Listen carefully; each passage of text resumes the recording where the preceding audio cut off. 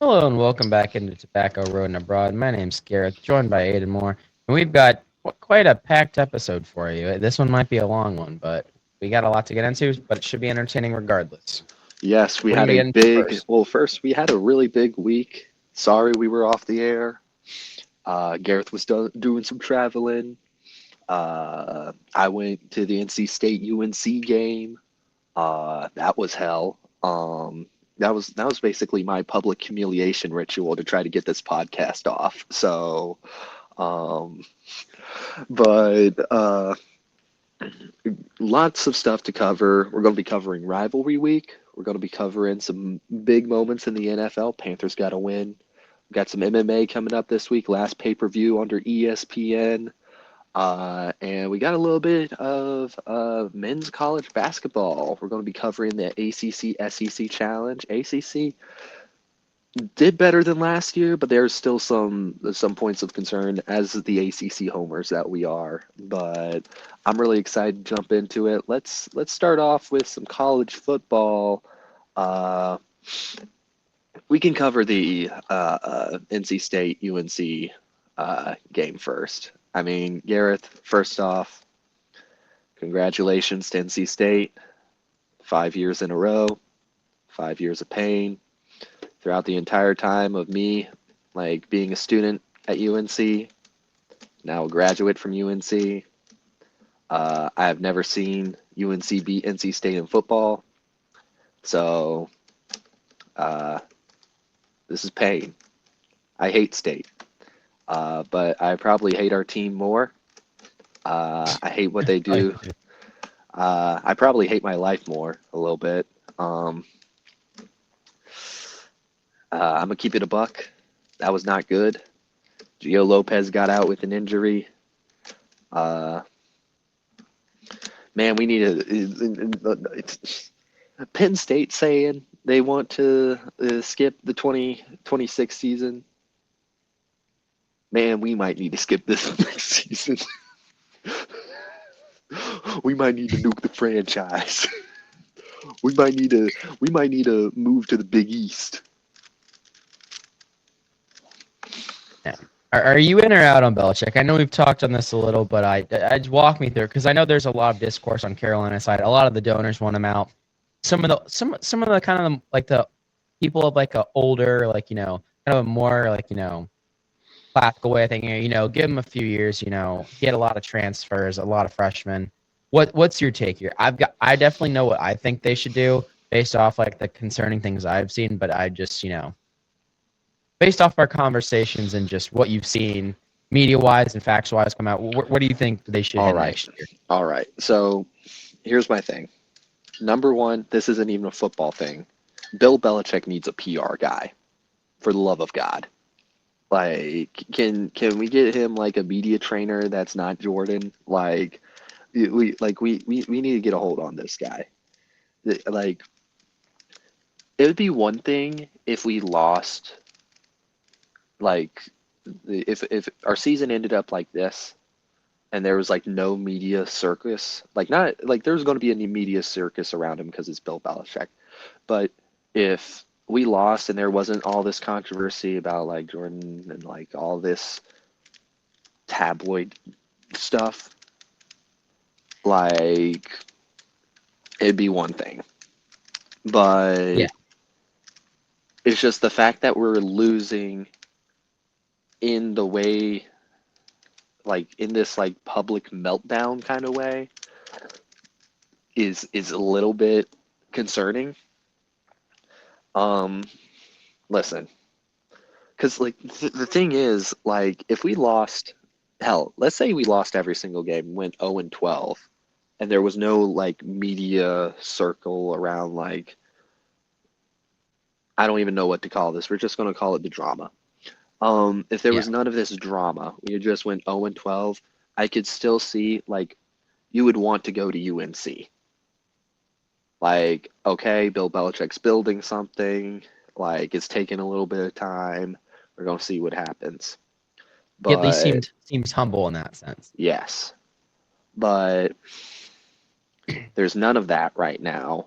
So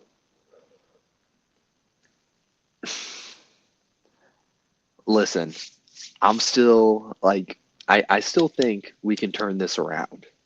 Honest, like hand on the Bible right now. I still think this can be turned around right now. I'm not saying this just for clicks.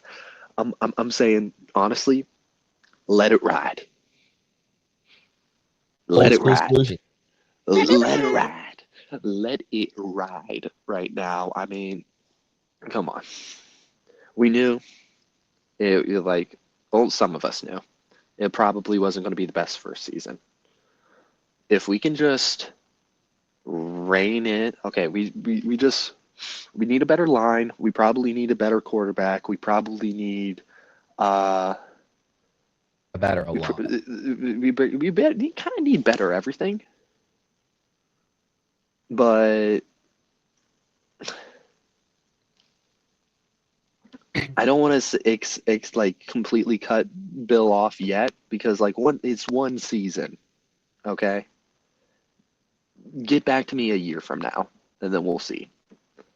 Okay, I do have some questions for you on that. So, Yes, yes, and I try to be a little bit more old school. Like, a lot of fans, like, I'll like into something. Obviously this is a different scenario. A lot of fans are very frustrated with Will Wade right now.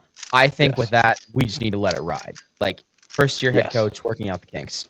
yes, But with UNC, given everything, like, so about mid-season, there was rumors coming out that like Bill was like Bill wouldn't meet with the players. Like, if there were players asking, like, what can I work on to play? What can I work on to start? He'd kind of blow them off. yeah, The media, obviously, I agree with you. He needs a PR guy. That's not Jordan. yeah, Jordan, being an influencer, is going to have, because of her following, can do and say things that Bill cannot in a professional setting. yes, And because he's not on the Patriots and winning, you can't say these things. You yeah, cannot say what he's been saying in the media. You cannot go out there, in my opinion. Now, this is just me speaking as if he were a state coach for me.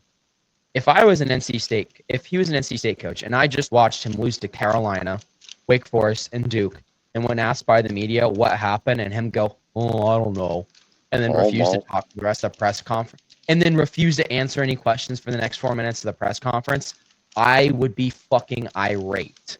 yeah, I would want him gone in that instant.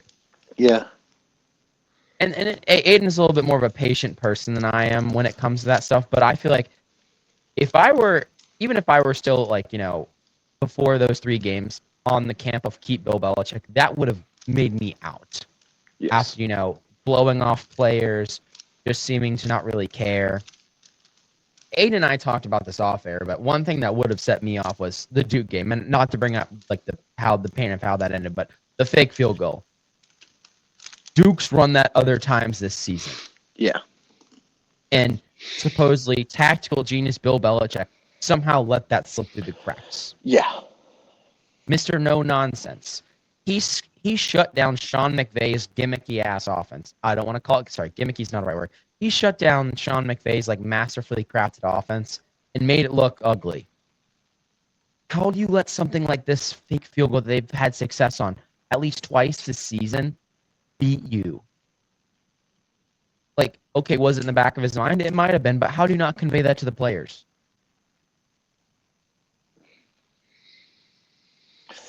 And I get what you're saying, and you've kind of mentioned this off air, but I also don't think helps kind of the morale around this is you can't have Jordan running around the field like that.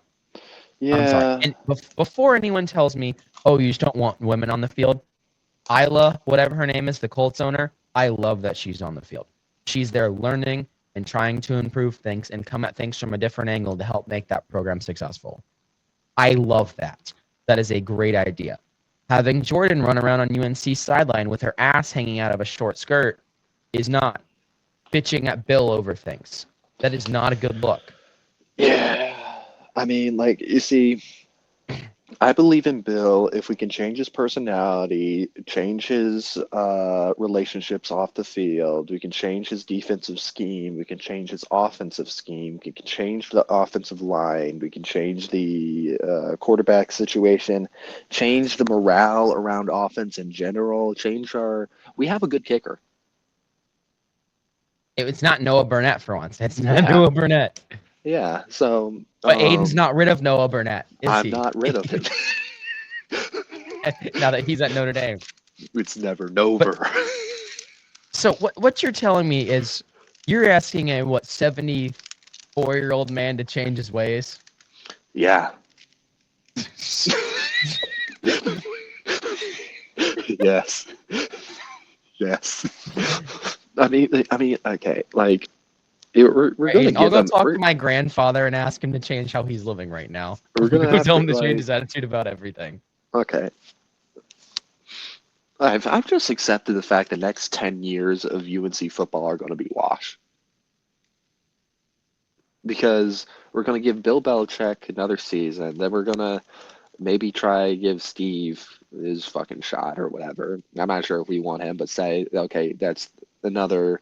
So next year, we're talking about this year's a wash. Next year's probably going to be a wash. The year after that's probably going to be a wash. Then we're going to get a new guy. That first season's going to be a wash. And then there's going to be like, I give it like, yeah, maybe like 7 years before we're good. But Yeah. I mean, it could change. I don't think Belichick should be out yet, just on principle. I feel like judging on one season is a little bit extreme, and people have very short memories. So it just Yeah, if he takes. wins next season, they're not gonna care. I mean, yeah, if he wins like the first two games next season, the media train's going to be back at it. National championship. Yeah, like literally, we just need to make it to next season, and we need to start off strong. Then after that, people are just literally going to forget everything. Is it going to happen? I don't know, but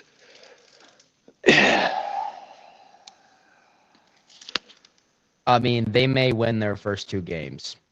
I got Looking at their schedule. TCU. What's Oh, let's oh, in uh-oh. Ireland?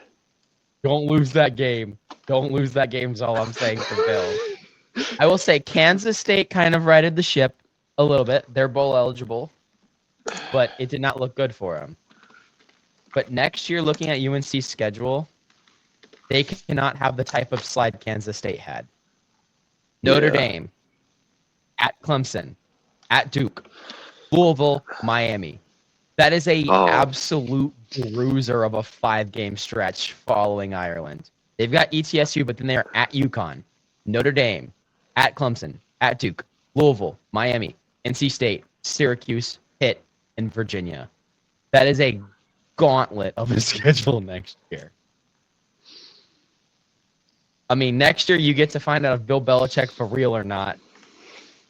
I mean, Hey, the you horse is never ready know for what's going to battle. happen in the portal.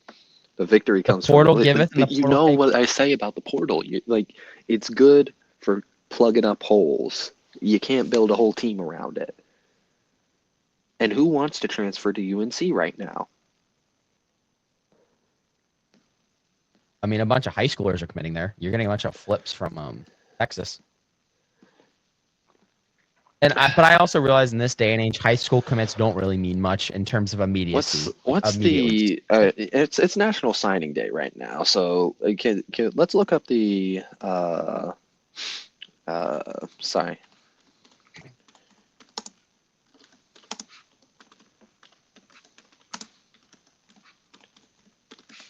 All right. Uh, Updated. So looking at the class of everything, like 2026. Okay.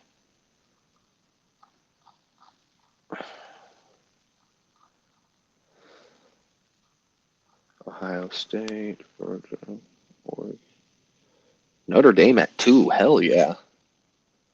They got Larry's son. Man.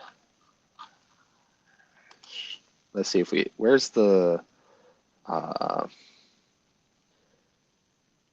National Signing Day track? We can.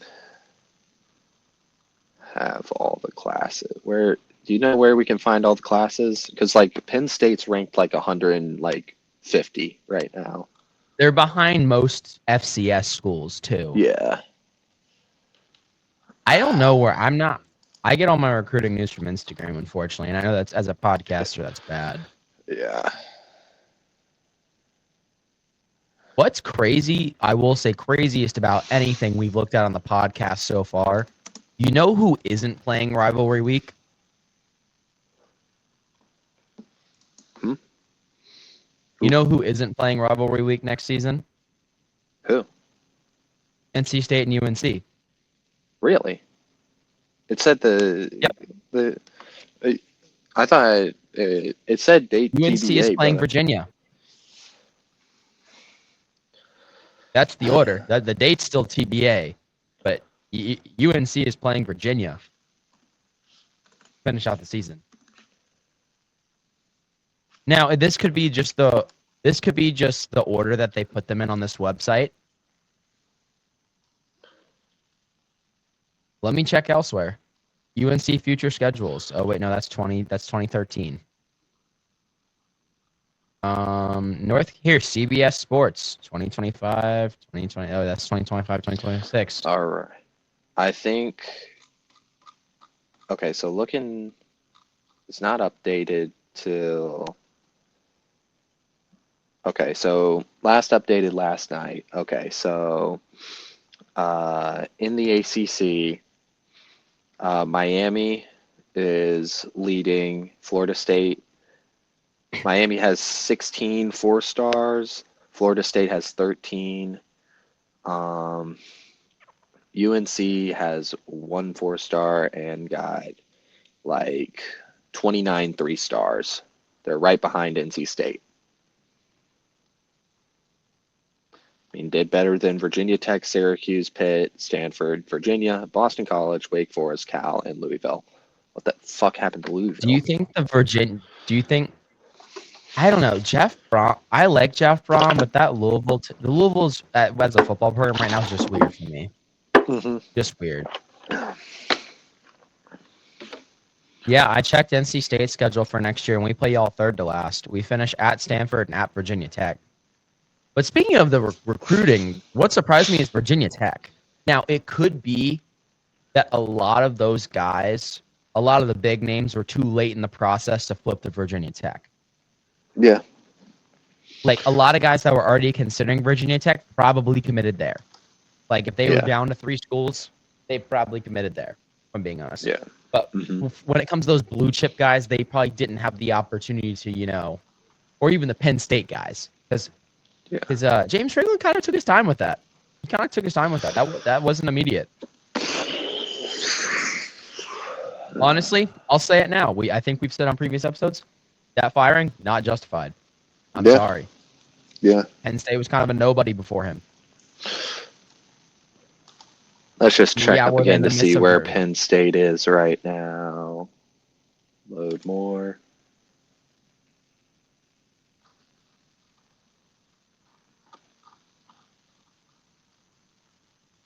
Load more.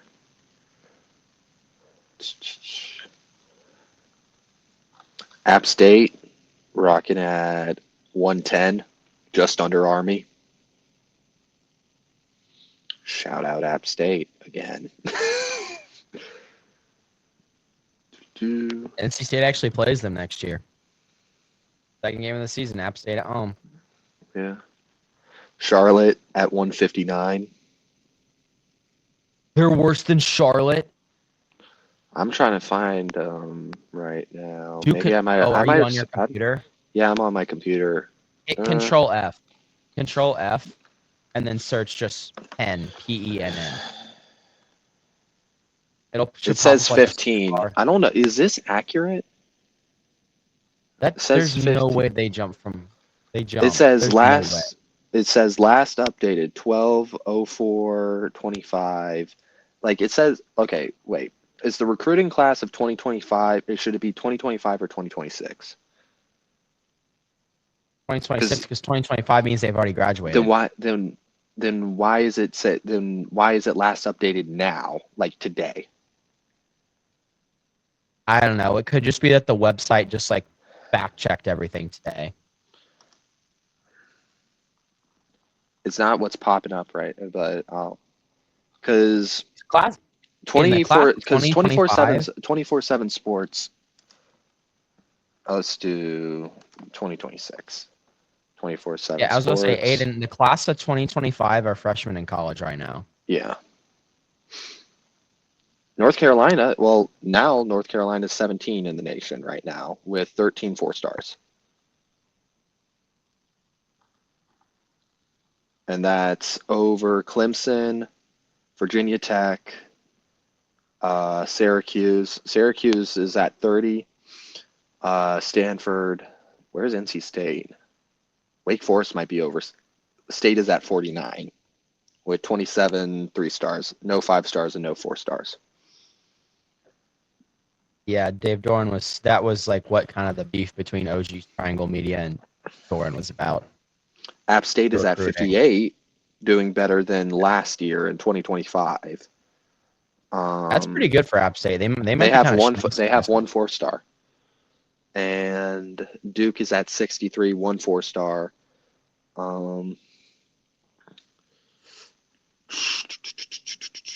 Charlotte is at 88. ECU is at Not 80, bad for 90, them. at 93. UCLA is at 100. Oh, Colorado is at 103. oh, yikes! Nebraska is at 113. Hawaii just behind them at 114. Starting off the FCS, Northern Arizona is at like the before the mountain of FCS stuff. We have like Northern Arizona, Harvard at 130, Navy at 132, Air Force at 135. That's makes sense.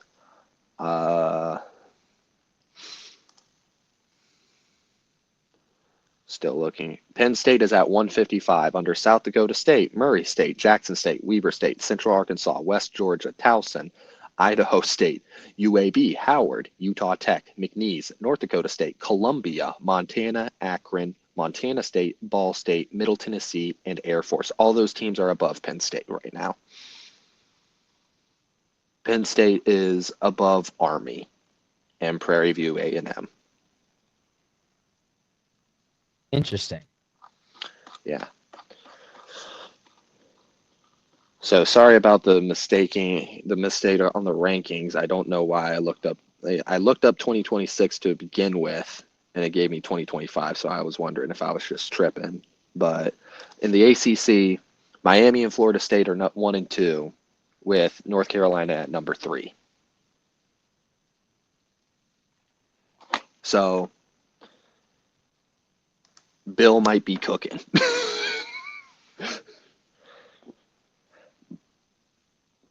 But I'll say this. So it's easy like to take my wins right now where I can see them because there's not that many for the UNC football team saying like, oh, we got the number 3 class in the ACC, top 25 over like in the top 25 overall of the nation, and we're miles above NC State when it comes to like recruiting. We got like way more 4-stars. NC State, the highest like positions they were able to grab were 3-stars. To that, I would probably say, like with NC State, maybe I don't know the full depths of it, but keeping like being in the top 50, and if most of those 3-stars, because let's face it, like North Carolina does not have the most 4 and 5-stars. Yeah, and Doran does like to recruit local. That is kind of his Keeping it thing. local has its benefits. Because that's what people forget this. That's what kind of Clemson did in their national championship runs. They kept it pretty local within the Carolinas. Even in the early portal era. Even in the early portal era, they were keeping it pretty local. And I think that's like where they got like a lot of good talent, especially on their defense. And And like now, I'm not I think it's conflating because it's an Dabo Sweeney. under-recruited area. I'm not conflating Dabo Sweeney with Dave Doran. Dabo's obviously a better coach, in my opinion. But I wouldn't be so quick to judge State right now. But I'm I going to do take the think that's wins where I can take them. yeah. I do think that's because, in my opinion, I feel like at least when it comes to football, North and South Carolina are pretty under-recruited, in my opinion. They're pretty under-recruited, Hmm. or at least they're under-recruited, and I think there's a lot of loyalty to the flagship programs in the state. There's a lot of loyalty. Yeah. Like Drake May flipped from Alabama to Carolina. I think that a lot of that was probably due to in-state loyalty. Yes. I will die for If my Gunner, country of North Carolina. if Gunner Rivers commits to NC State, yes, I know Gunner grew up in Alabama. That's probably due to like family loyalty and family ties. Yeah.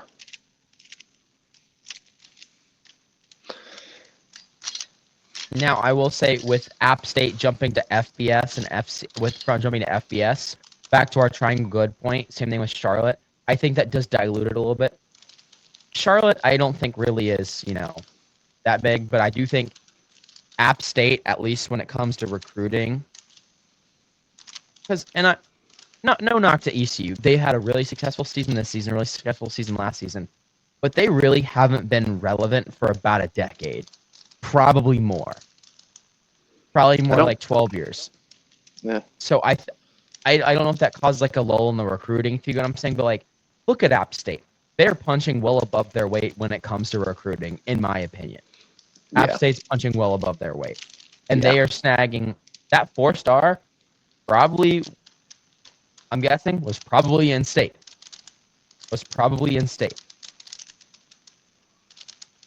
Because like most people around the country, a lot of times they don't know where these North Carolina schools are. Obviously, NC State. I knew people at Providence that didn't even know UNC stood for University of North Carolina. There were people I knew that thought it was University of like Northern California or University of Northern Colorado. And I'm just like, people always ask me where App State is. Now, to their credit, at Providence, a lot of people knew App State was in North Carolina. They didn't know where, so I'll forgive that. Although Boone is pretty famous, there's a lot of people up here that know what Boone is. They're like, it's a beautiful place. Been there, nice mountains, nice place for a hike. And I'm like, you know what? Respect you. You know what Boone is. But I will say, the amount of people that don't know East Carolina, ECU's in North or South Carolina, they don't know what ECU stands for. They don't know what UNC stands for. Like, I think it's pretty obvious. Yeah. I mean, growing up, when I was little, I did think UCLA was University of Central Louisiana.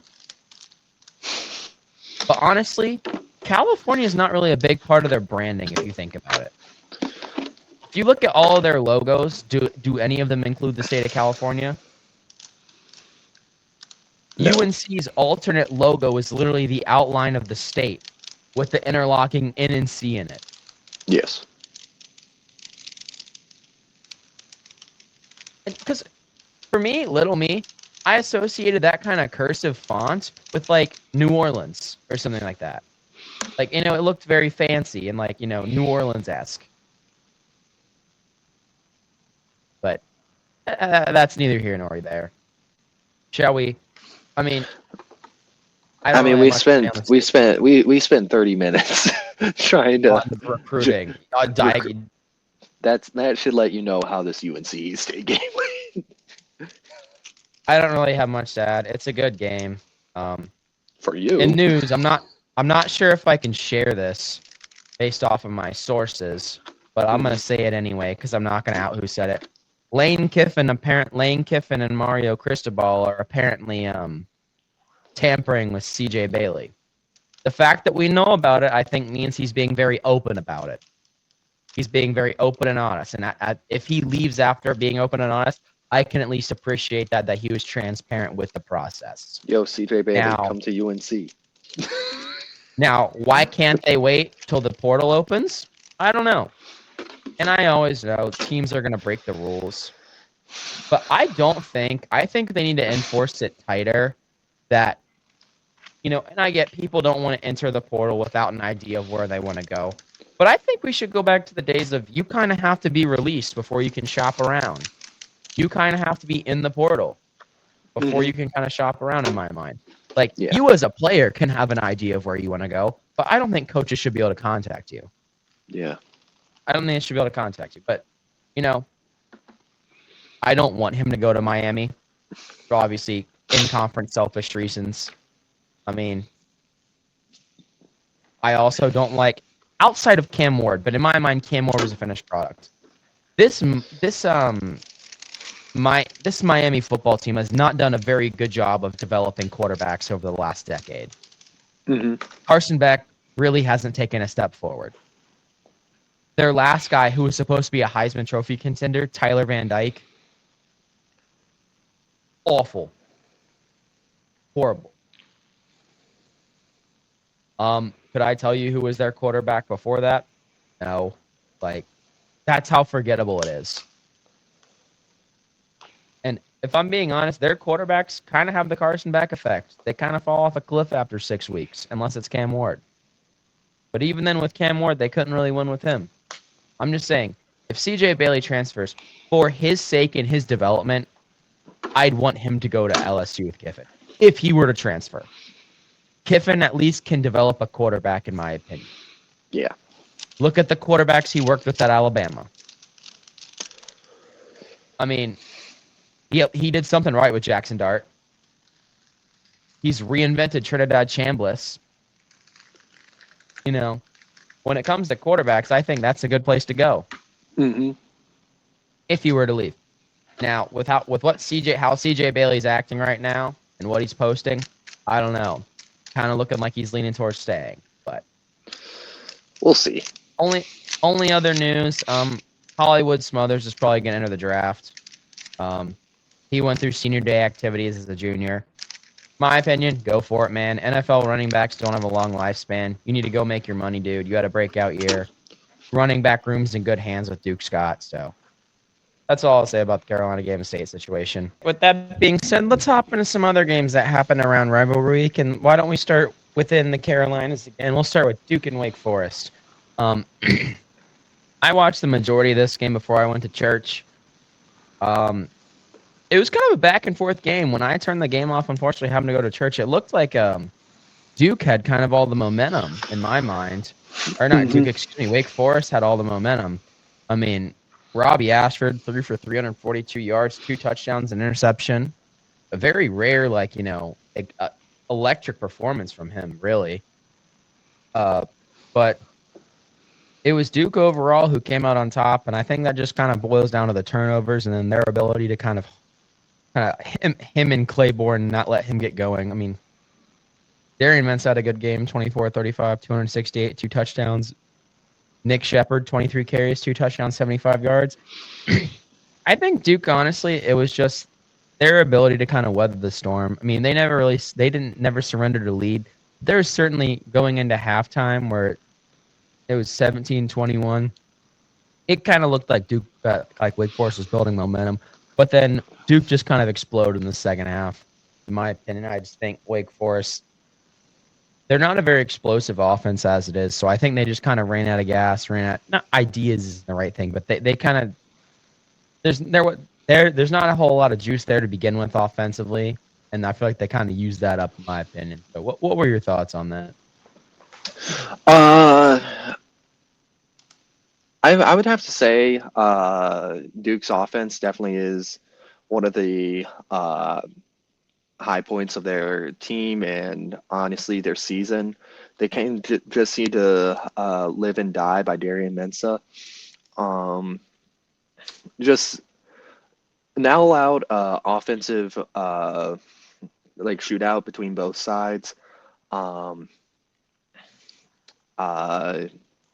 But the main kind of takeaway was Wake just made too many mistakes, 4 turnovers in total, and that really kind of cost them down the line, especially later in the game in that second half where Duke was really firing on all cylinders, but Wake Forest was just unable to keep up. Wake was just kind of trying to keep pace, but Duke's offense just keeps on going over and over and over again, and like Wake had no response. Yep. Elsewhere in the Carolinas rivalry week wise, we had where's ECU's game? Where is he? Let's take a look. That would be they're in the American, not Conference USA anymore. That was like Yeah, 10 years ago there and 10 years ago. As it's loading, why did that jump to the SEC? I selected American. Here we are. American. ECU played Florida Atlantic for rivalry week. I wouldn't consider that their biggest in-state rival, but that would probably be their biggest rival it's in the American. yeah. They took care of business, 42-3, behind Gunn, their running back, got 130 yards, touchdown. Caden Hauser had a pretty good game. 20 of 29 for 2 touchdowns, 258. He's one where he's never going to light up the stat sheet, but he'll always do the right thing. He'll always put the ball in the right place. UNC or ECU outgained them 524 to 338. FAU with 5 turnovers. I think that's really the main difference. I think if it weren't for those turnovers, the game would have been more even because FAU could move the ball. If you look at what happened and how the game went down, I watched a little bit of it. FAU could move the ball. They just couldn't stop turning it over. I mean, they're 3 fumbles, 2 interceptions. You just can't be doing that in a rivalry game. I'm sorry, especially at home. That's a big no. Lose the turnover battle in a rivalry game, you've probably lost the game. Yeah, this game was never all that close. ECU comes out absolutely swinging, scoring 3 touchdowns in the first quarter. Um, FAU only able to respond in the final minutes of that first quarter with a field goal. And then ECU in that second quarter, uh, just 3 back-to-back touchdowns. After that, there was just all just coasting from there. Really, nothing much after that. Just kind of a punt and fumble off. Like that second half was just kind of really ugly to watch. Not really good defense, but just horrific offense on both sides. But ECU gets the job done. Charlotte keeps it kind of close with Tulane. I mean, not really, but 27-0 Tulane. I'm not gonna lie. Yeah, you get the job done. You shut out Charlotte, but only 27 on Charlotte. Like that's like 7 points better than what you would see put up on Charlotte. And UNC's offense was just double duty at the beginning of the season.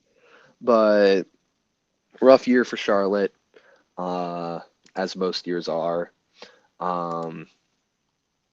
Grayson Loftus probably going to be transferring. He's kind of like the only like highlight of this entire Charlotte team, in my opinion. Didn't have necessarily the best game today, but he's been better in previous games. Retzloff had 2 interceptions. Just an overall kind of ugly game, but throwing it over to the Sun Belt, we have App State losing to Arkansas State. App State does not get bowl eligibility. Arkansas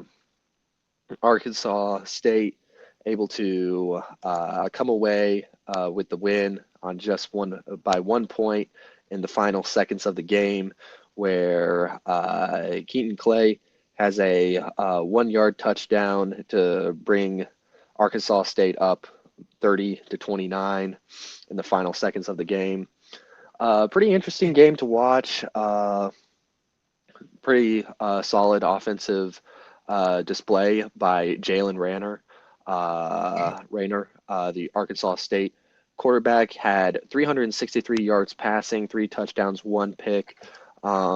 J.J. Cole from App State had a relatively pretty decent game with 271 yards passing, 2 touchdowns. Also, the rushing attack from App State, Jakari Lewis, had quite a game with 108 yards rushing.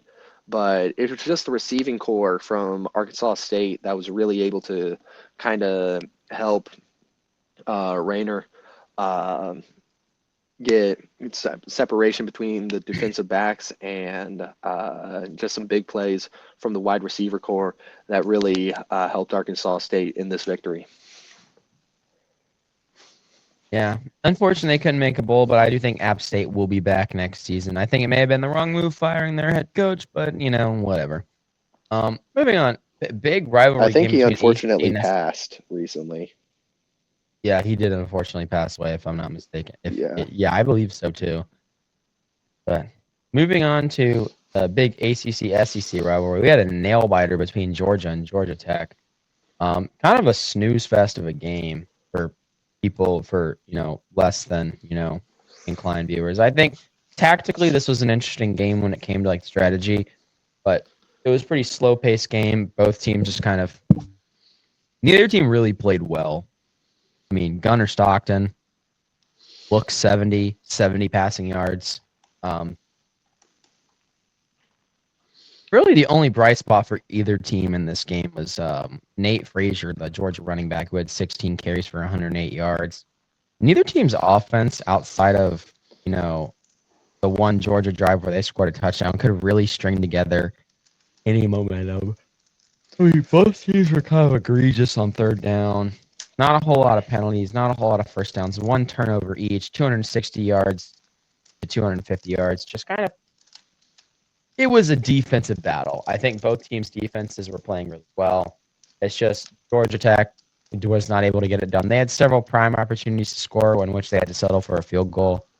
On the Haynes King interception, I know some Georgia Tech fans were a little upset and thought that might have been a pass interference. I would be inclined to agree, but it is what it is. Congrats to Georgia on the win. That was a big one. That was kind of a must win for Georgia Tech. Not that they were going to make the playoff, but if they wanted any hope of making the playoff this year, that was a must win one right there.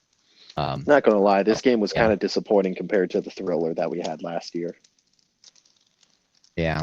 Kind of hoping Georgia Tech would get their get back, particularly with the blown call at the end of the game last year. So kind of hoping for a little bit of a get back for their sake, but can't always get what we want. This was the crappy corporate reboot of the classic that we had last year. That was in Mercedes-Benz Stadium. It just didn't have the heart that we've seen from this rivalry game. Do not play rivalry games at neutral sites. I'm sorry. I know it's a thing for Georgia and Florida, but it works for them. That's like their whole. That's like the whole thing. Yes, do not play rivalry games at neutral sites. Yes. Was Alabama versus Auburn played at Legion Field? Oh, not Legion Field. Played in Birmingham. Yes, but that was kind of their thing for a while. Keep rivalry games off of unless it's sites. Like part of the identity, like the Red River rivalry. That's part of the whole thing. Fair. Yeah, it's like the whole thing. NC State UNC being played. It used to be played the State Fair weekend, but not anymore. But that's still alternate. Yeah. That wasn't like it was always played at Carter Finley because of the State Fair. Yeah. But yeah. I will riot if NC State UNC ever goes neutral site. That was. I realize it was still technically a home game for Georgia Tech, but that was just. But yeah. Speaking of interesting things that happened, Virginia snaps, I believe, a 7-game losing streak to Virginia Tech with a 27-7 win. Virginia's offense has kind of been coming alive the last few weeks, kind of giving them a little sliver of hope, in my opinion. I think if they can have that offense, we'll get into the predictions for that game, but I think Virginia, if they can keep this offense up, I think they could make a case for themselves, certainly, for the playoff. What do you think? Do you have anything to say about this game, or is it just kind of Virginia Tech's ass? I mean, Virginia Tech's just not really that good. Uh, um, sorry, I'm getting texts, but Virginia Tech just had an off year. I mean, obviously they've been able to scrape together a couple decent wins, but this has just been Virginia's year altogether, and they've really started to like kind of hit their stride a little bit more. Especially like I think their offensive production has been a little bit more balanced. Morris didn't have like the best game, but like we saw a solid rushing attack by Taylor. Uh, Rushing for 80 yards and one touchdown. Um, Virginia's just able to limit mistakes and capitalize off of Virginia Tech's mistakes. And that's usually the key to most rivalry games or most games in general. But I'm kind of liking Virginia a lot more, especially with the way they were able to form against Duke. I feel like their offensive production took a major leap, and I'm excited to see how the rematch occurs in the ACC championship. Duke has the opportunity to basically ruin the college football playoff, though. Yeah. They won't even get a Other. spot. They just do it for the love of the game. Yeah. I mean, are there any other ACC rivalries you want to look at? I mean, Louisville blows out Kentucky, but Kentucky's offense has been non-existent for about 5 years now. Yeah. They've not had a very good offense for 5 years. They've had an alright defense year to year, but if Miller Moss drops 3 touchdowns on your head, I'm sorry. That's not good business. That's not good business at all. I mean, Miami got a big win over Pitt. Yeah, there is that. I will say that Pat Narduzzi quote's not aging very well. I mean, particularly Notre Dame and now the Miami game, you can't lose like that at home. After saying what you said about the Notre Dame game, you Yeah. cannot lose in that fashion. I realize you got a true freshman quarterback, and I will say Mason Heinschel was dealing, and he was bound to have a shitty game. But boy did he pick a day to have a shitty game. And I don't know if it was like particularly that shitty per se, but he sure picked the day to throw a stinker. To have a Hmm. stinker. That's what I'll say. Yeah. Miami just, yeah. I I mean, just think they're that like Miami was fighting to prove that they deserve a college football playoff spot. I feel like the commentators could see it. They kept their starters in for like the entirety of the game. They wanted to boost that resume with that win. yeah, and that's how it should be. I agree. When you got something to prove, don't pull the starters. I think when you're trying to make a point, make the point, run them into the ground. Yeah. Um, Going overall with the top 25, Texas A&M loses on the road to Texas. Texas had a pretty complete game uh, with this one. Do want to highlight Marcel Reed did not have the best second half. He did come away in that first half with an injury, and that may have something to do with his second half performance because it was just not good. Throwing 2 interceptions the whole game, only 180 yards. That Texas defense had the offense on lock, which is something we haven't really seen except a little bit for that South Carolina game. This Texas A&M offense has been like pretty solid for the most part, just like an absolute force to be reckoned with. But Texas had the answers, and for I think one of the first times this season, I know they have had impressive wins, but Texas was able to complete a full 4 quarter game.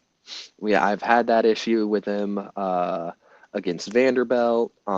They've had issues with finishing, but Texas finishes this one with an exclamation mark, scoring 24 points in that second half for to come away with the win.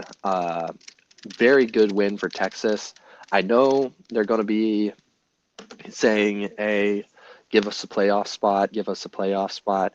I don't know. I don't know how I feel about an SEC team with 3 losses that is not in the conference championship making the playoff, but Texas is going to be politicking, and that's what most teams are going to be doing right now, especially if you get to the point of the season where you don't have any more opportunities to prove it on the field. You got to start politicking, which is a little bit. There's been some murmurs before. Some personalities are introducing the idea of maybe doing like play-in games or just some type of exhibition game between teams that are kind of sitting out this week against while other teams are going to conference championships.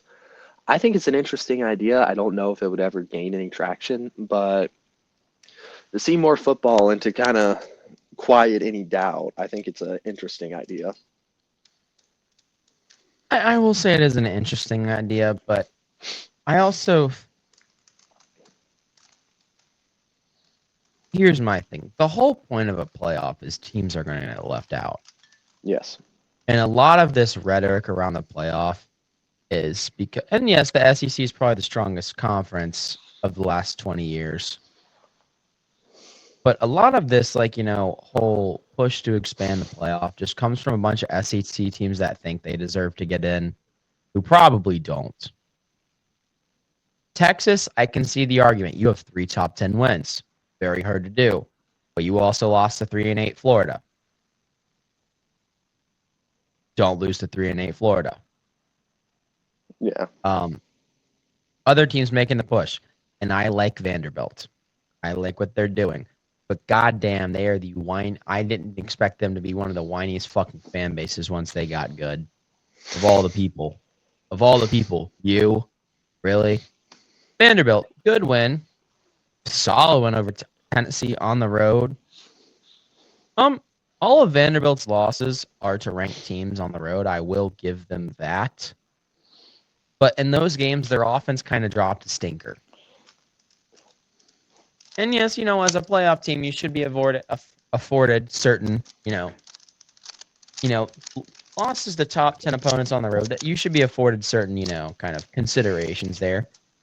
Vanderbilt,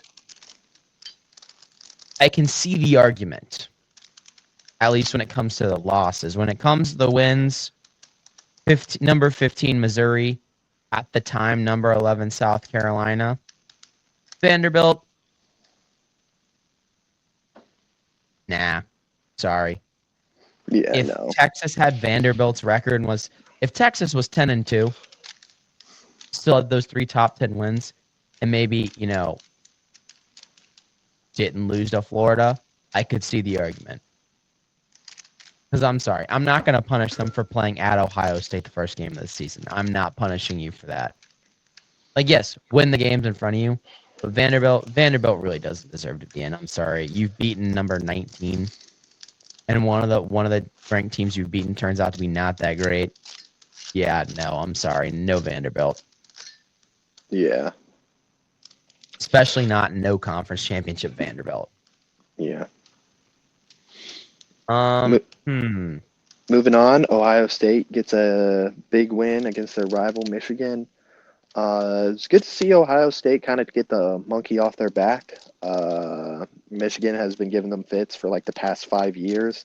I don't think they've won an iteration of this game this decade so far, in the 2020s. I may be mistaken. They lost to Michigan. They won 2020, if I'm not mistaken. The streak going into Saturday was the same as State Carolina. Damn. But Ryan Day is now 1-4 against Michigan. I think the key to this game, and I think Brian Underwood's going to be a great quarterback. He's a true freshman right now. I think what Ohio State did was they just forced him to play quarterback. Instead of running back who hands the ball off, they forced him to play quarterback. And he does have a good arm.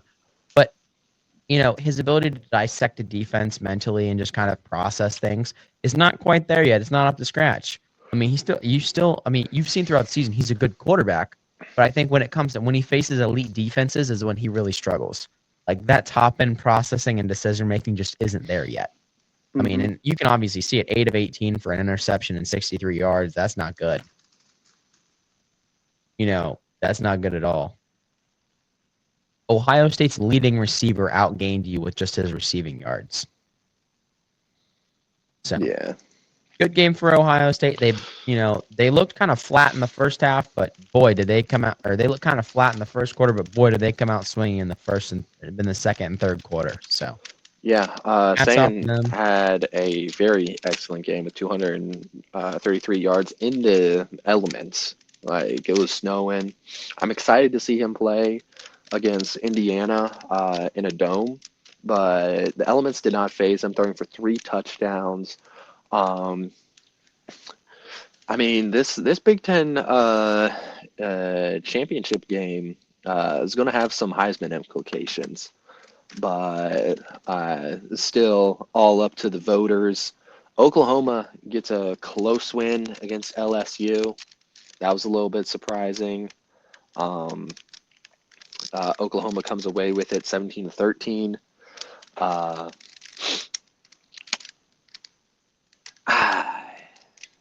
you know, it's getting to that point of the year where, like, we kind of look at these games like the Auburn, Alabama games and the LSU, Oklahoma games, where we see teams that are already kind of in the playoff right now, moving up in the rankings, maybe unjustified, and seeing Notre Dame fall a little bit. I think some powerful collusion is at play right now. I think the committee is going to be having to respond to the Notre Dame being up against in the rankings against Miami, and a Miami team that does not have an automatic bid to the championship game. There's there's some questions that they're trying to back out of right now, because you see the problem with this selection show that happens every single week is the committee is putting themselves in positions where they need to answer questions. I believe, as a Notre Dame fan, nobody would complain if, like, let's say, come the final selection day, like, if Miami is over Notre Dame, but that was the first ranking that ever came out. But now we know what the committee kind of thinks. They had Notre Dame above Oklahoma and Alabama. And now, after these kind of lackluster weeks, and Notre Dame did pretty good against Stanford, scoring 49 points to 20. Notre Dame looked good, but Notre Dame falls in the rankings right now. And it's just kind of like, okay, we saw what you were thinking before, and you're trying to back out of it. I think my main problem with this is that we're seeing their thought process throughout the entirety of the month of November. And all of this, like, ifs, ands, and buts, could really be thrown away if we just had one selection show. And that is, like, when that's the only one that matters. Because at that point, we'll be like, okay, like, we understand Miami beat Notre Dame. That's how it is. But you had Notre Dame over Miami the entire month of November, and now they're starting to fall. Now you're starting to make them fall a little bit, just so you can justify, like, oh, it's okay, Miami jumps Notre Dame with no games being played, like, between either of those teams this week. You kind of understand what I'm saying with that? I do. I have a massive problem with how we think about the playoffs right now. And we can get into that once our rivalry week discussion's over. Or do we want to kind of get into it now? Like, have we kind of already covered all the rivalry games we want to at this point? I mean, Alabama gets the win, close win, over Auburn. Vanderbilt gets the win over Tennessee. I mean, really, outside after of that, SMU, California, that's the only other one I'd mention. California getting a good win there. I think that's a good way to end their season, in my opinion. SMU, formerly done, dusted out of the playoff now. No chance of an ACC championship. It was theirs for the taking. Yeah. Not anymore. But do we get into a little bit of a playoff talk? Like, well, do we get into conference championship and playoff talk now? Yeah, let's do it. Let's do it. And okay, Aiden, the SEC homers are not going to like this take. but I have a very college basketball-esque take when it comes to the playoffs. Yes. And the SEC fans don't like this phrase. They don't like this phrase. Mm-hmm. It's a phrase that's perpetuated over and over and over again in college basketball. And I think of all the playoff formats in any college sport, I think college basketball does it right. But obviously we can't have, a 68 team playoff if you get what I'm saying. Yeah. College football for me, it's kind of hard. Really? But, no way.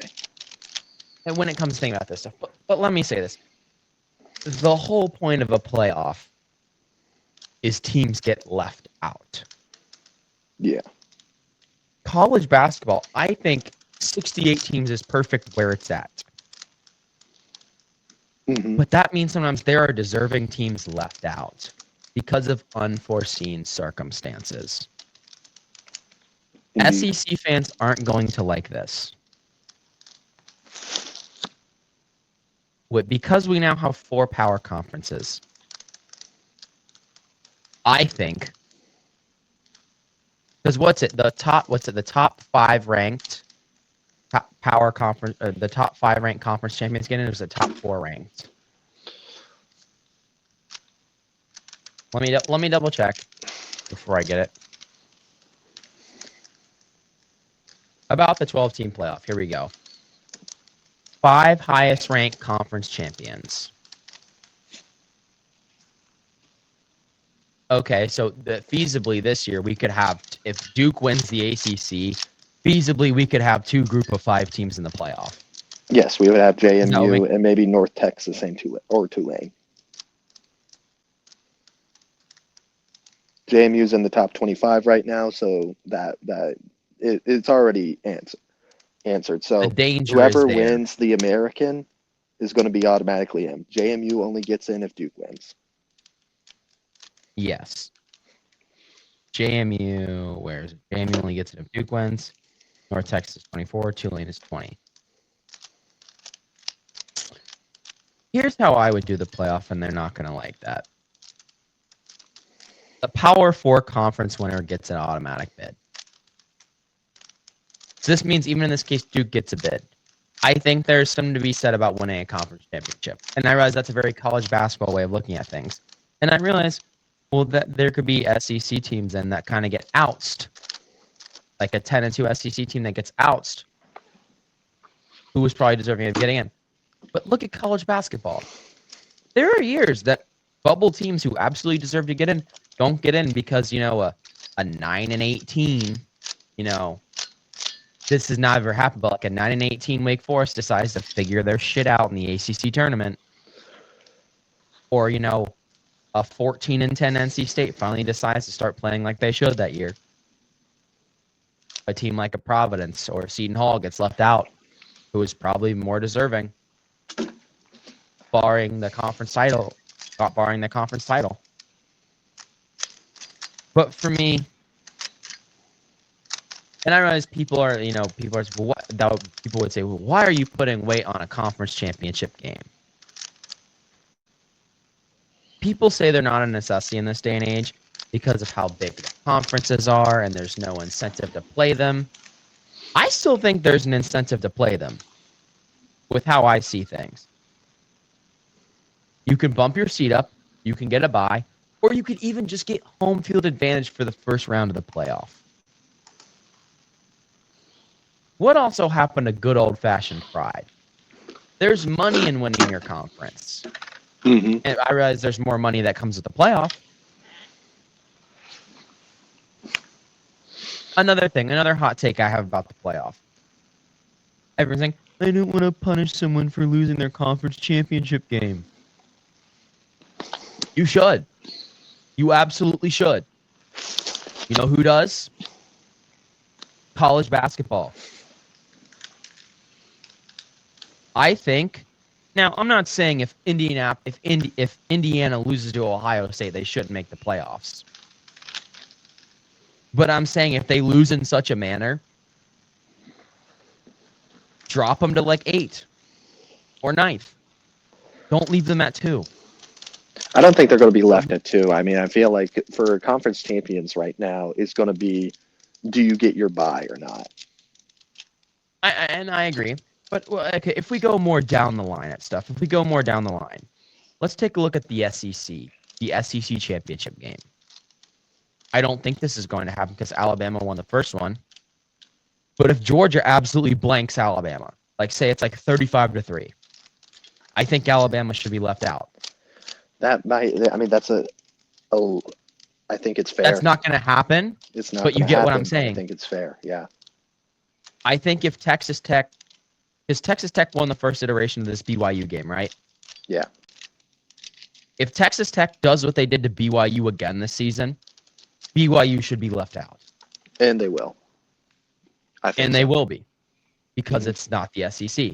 But I think we need to apply the same logic to the SEC. And they're like, well, why play in your conference championship game? A bye. You're seeding. Home field advantage. Security. You don't.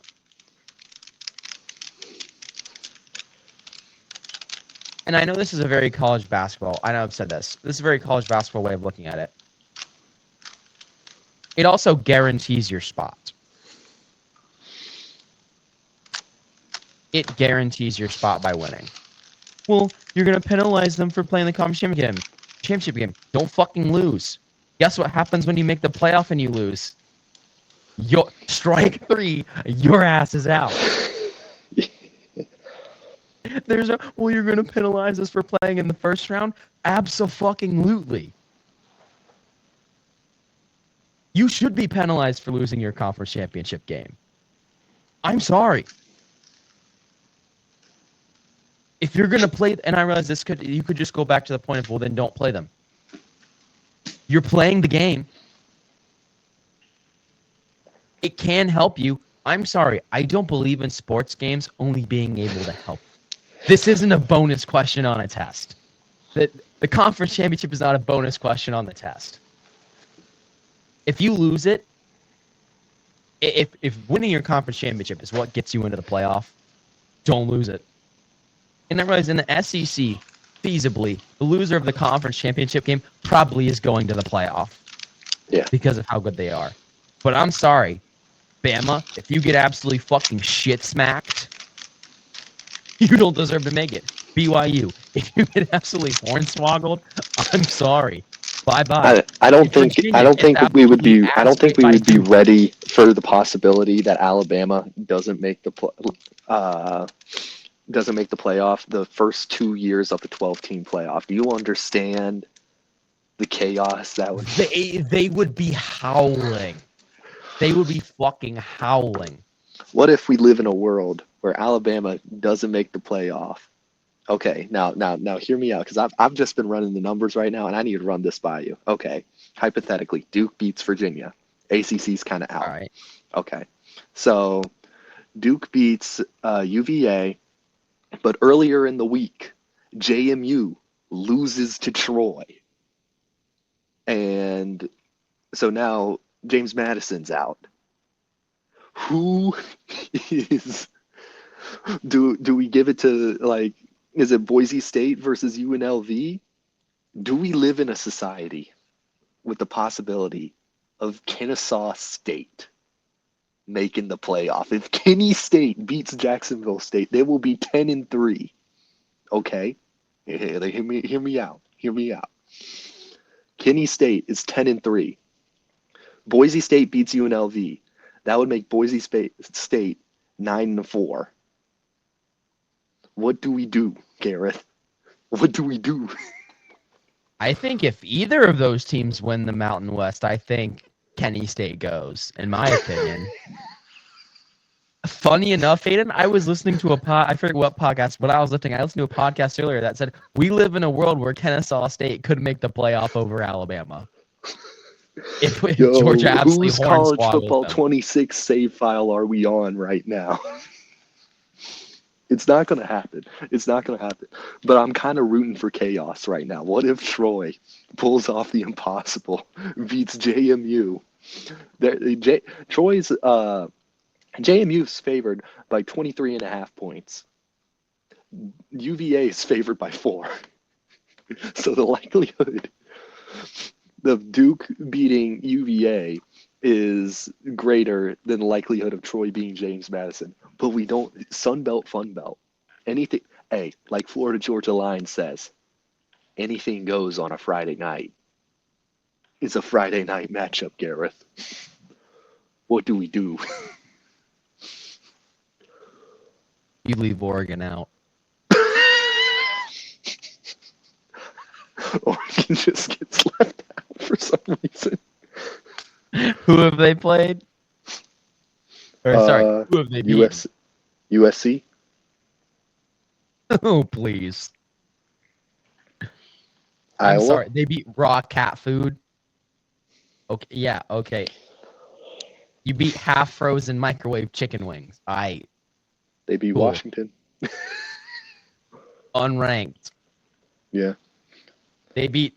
I'll give it the. They beat blue Takis. Then I'll grant them their blue Takis level. They're entertaining to say the least. They're entertaining.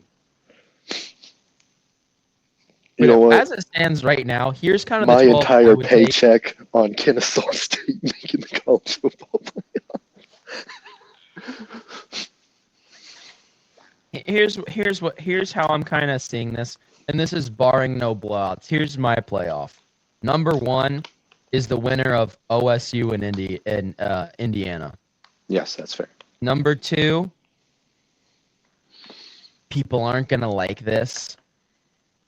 Number 2, and this is probably if Bama beats Georgia again. I think this will happen. I'm giving the number 2 to the Big 12 champion.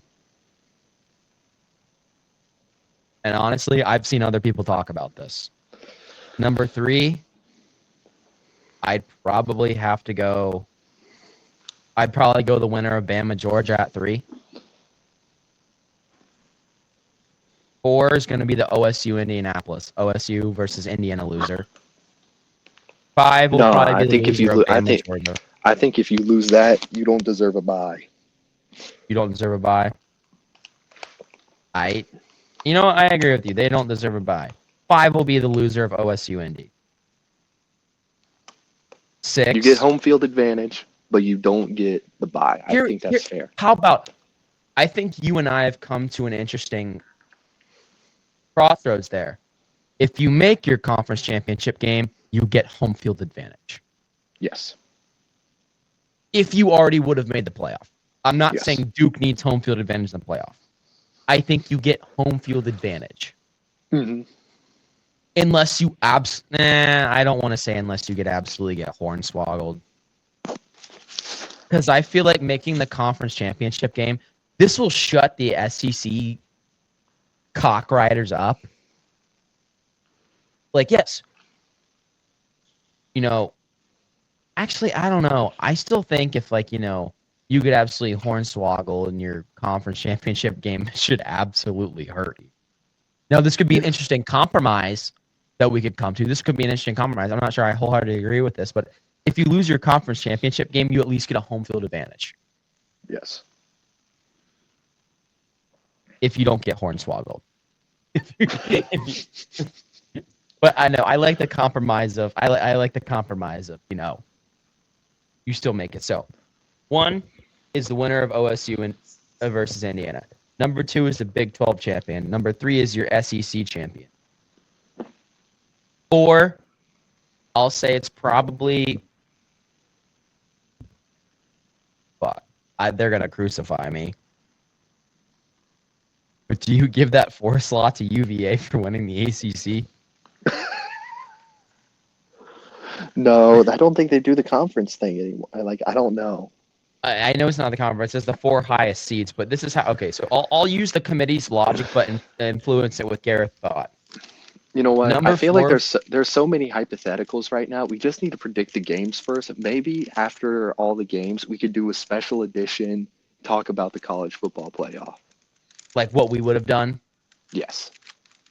Okay, yeah, we can predict the games and then predict the games ourselves and then do what our playoff would be and then do our special playoff segment next week as well. Yes, because there's way too many. There's way too many hypotheticals right now. We need to just show We're not what we the think. SEC.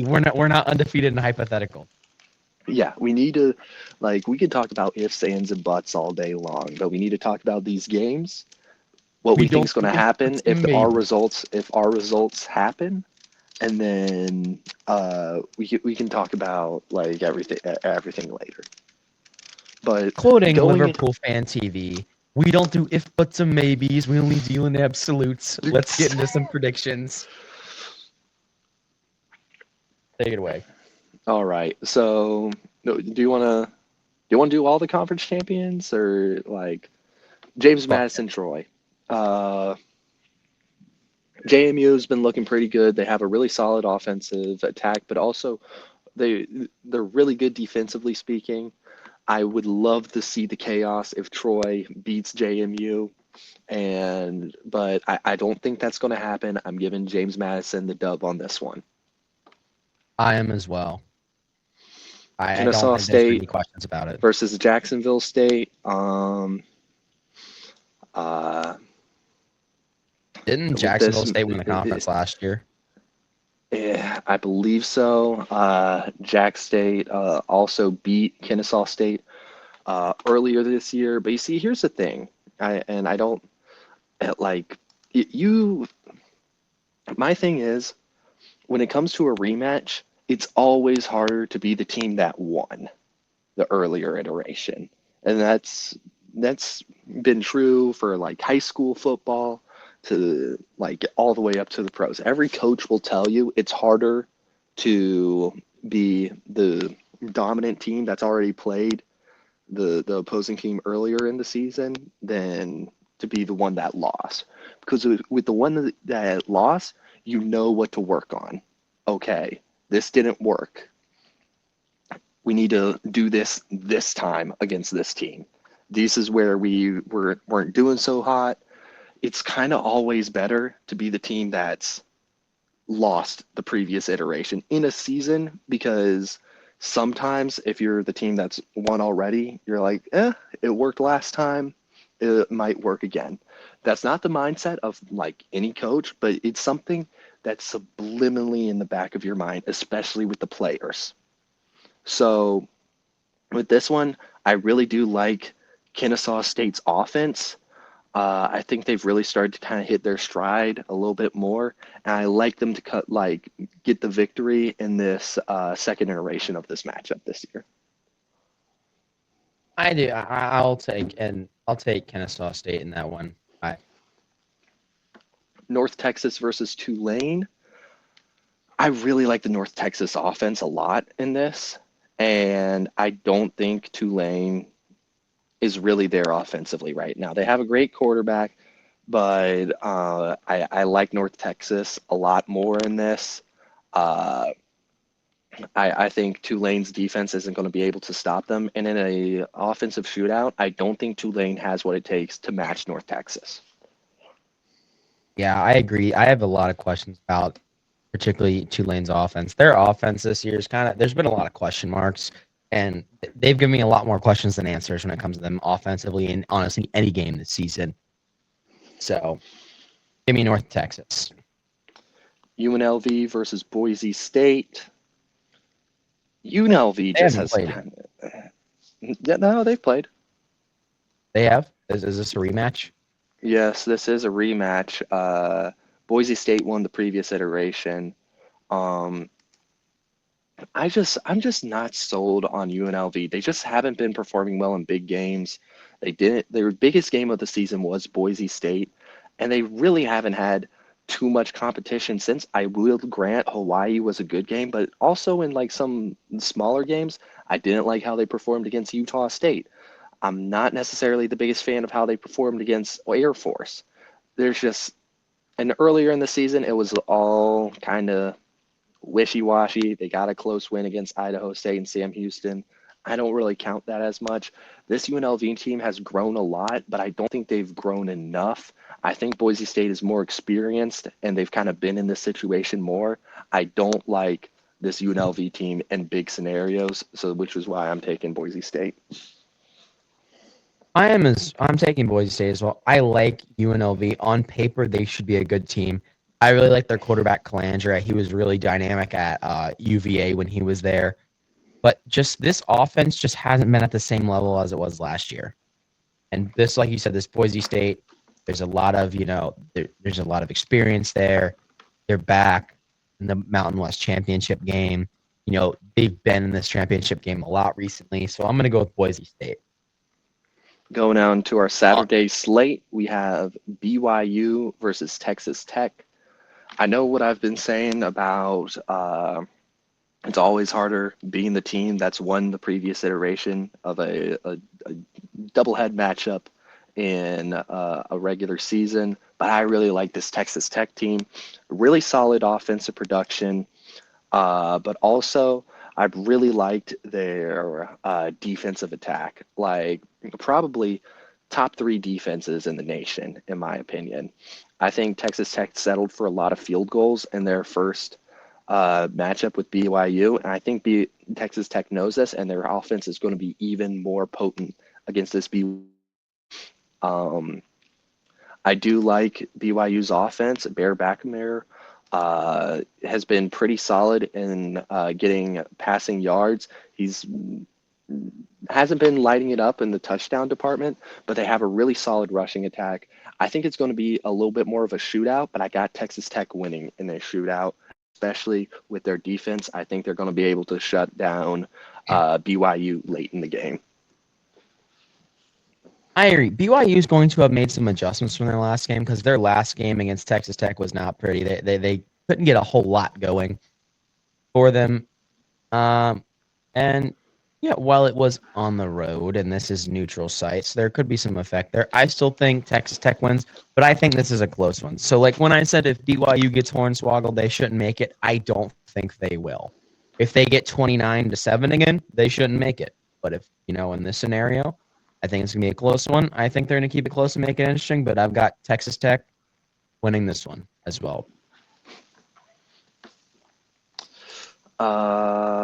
Moving on, Miami of Ohio versus Western Michigan. Um, this one matchup predictor has a pretty even game. Western Michigan is favored. I'm not necessarily so high on the Western Michigan offense, but I do really like their rushing attack behind Brock Lowry. Uh, I think it's going to be a pretty hard-nosed game. Previous matchup between these two had Western Michigan winning. I see maybe a little bit more of the same. I don't think Miami of Ohio's offense is going to be able to catch up with the power that Western Michigan has on that front line. I agree.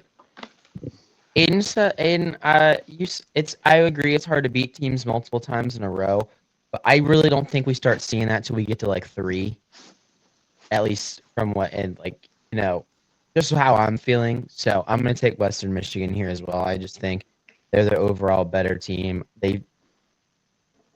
Their running game's a little bit more convincing in my mind. Their quarterback Lowry, I mean, he can do it all. He has 875 yards on the ground, 1,500 yards through the air, uh, 21 total touchdowns to 2 interceptions. I think, I think this Western Michigan offense is it's exciting to watch from what I've seen. So I'm going to take Western Michigan here. I like their defense as well. They get to the quarterback a lot. I mean, they get a lot of sacks. They get a lot of TFLs. So I'm going to go with Western Michigan on this. This is where we might defer a little bit. We got Georgia versus Alabama. I like Georgia in this rematch. I think their offense is a lot more suited for victory against Alabama. I think we're not going to see those second half woes that we saw in the first iteration of this matchup. I think Alabama's strength is that they start strong, but they really have a hard time finishing in that second halves. And I just feel a little bit more strongly about Georgia. Ty Simpson from Alabama, I like him a lot, but I just don't think He's going to be able to match this Georgia defense, and I just don't think he's going to be uh, showing up in this game the way Gunnar Stockton is going to. I think the offense of Georgia is more complex, and Alabama just lives and dies by Ty Simpson, and I think that's going to be a recipe for disaster for Alabama. I'm not quite sure how I feel on this game. I've been leaning Bama because I don't know. Um, this one's a hard one for me. A lot of my woes for both of these teams go back to early losses in the season.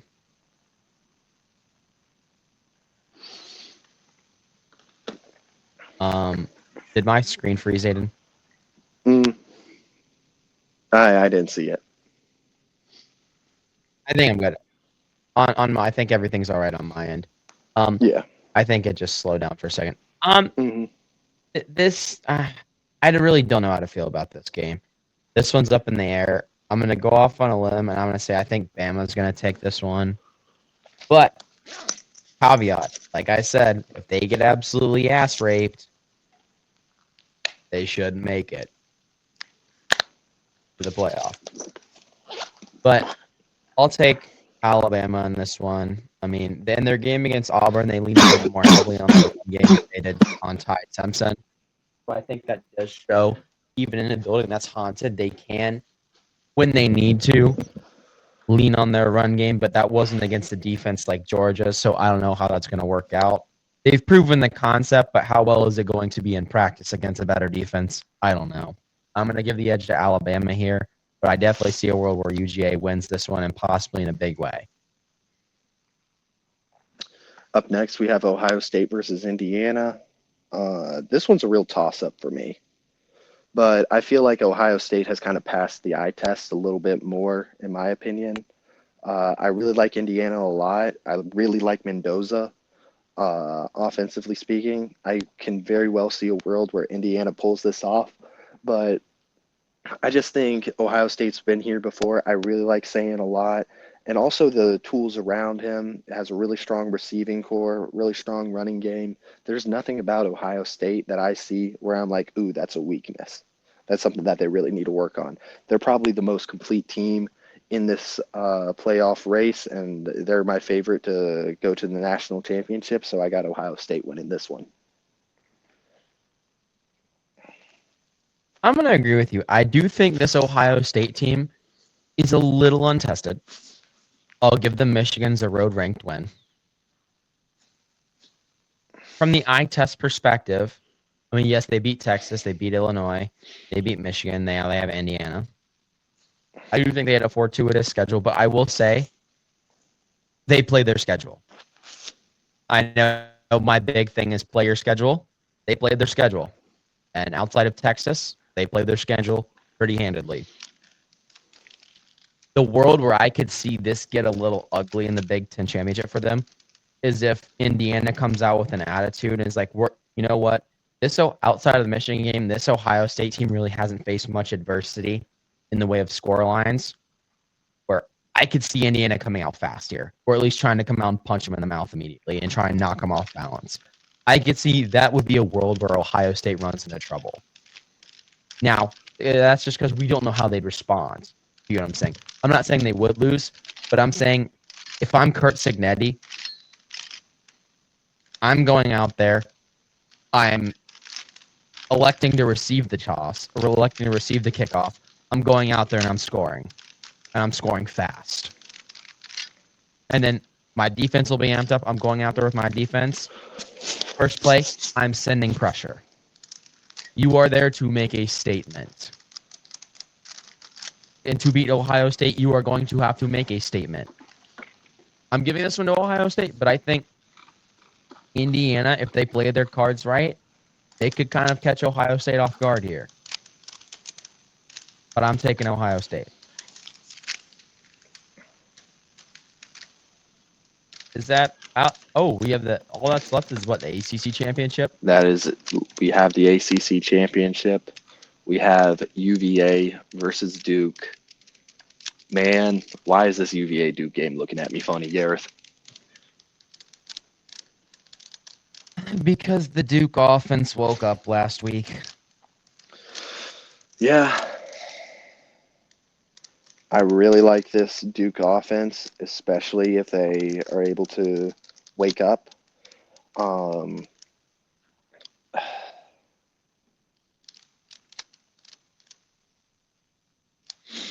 I don't know. I think Virginia knows too much is on the line right now, and they got to figure out a way to get it done. And I think Chandler Morris is going to have a good game.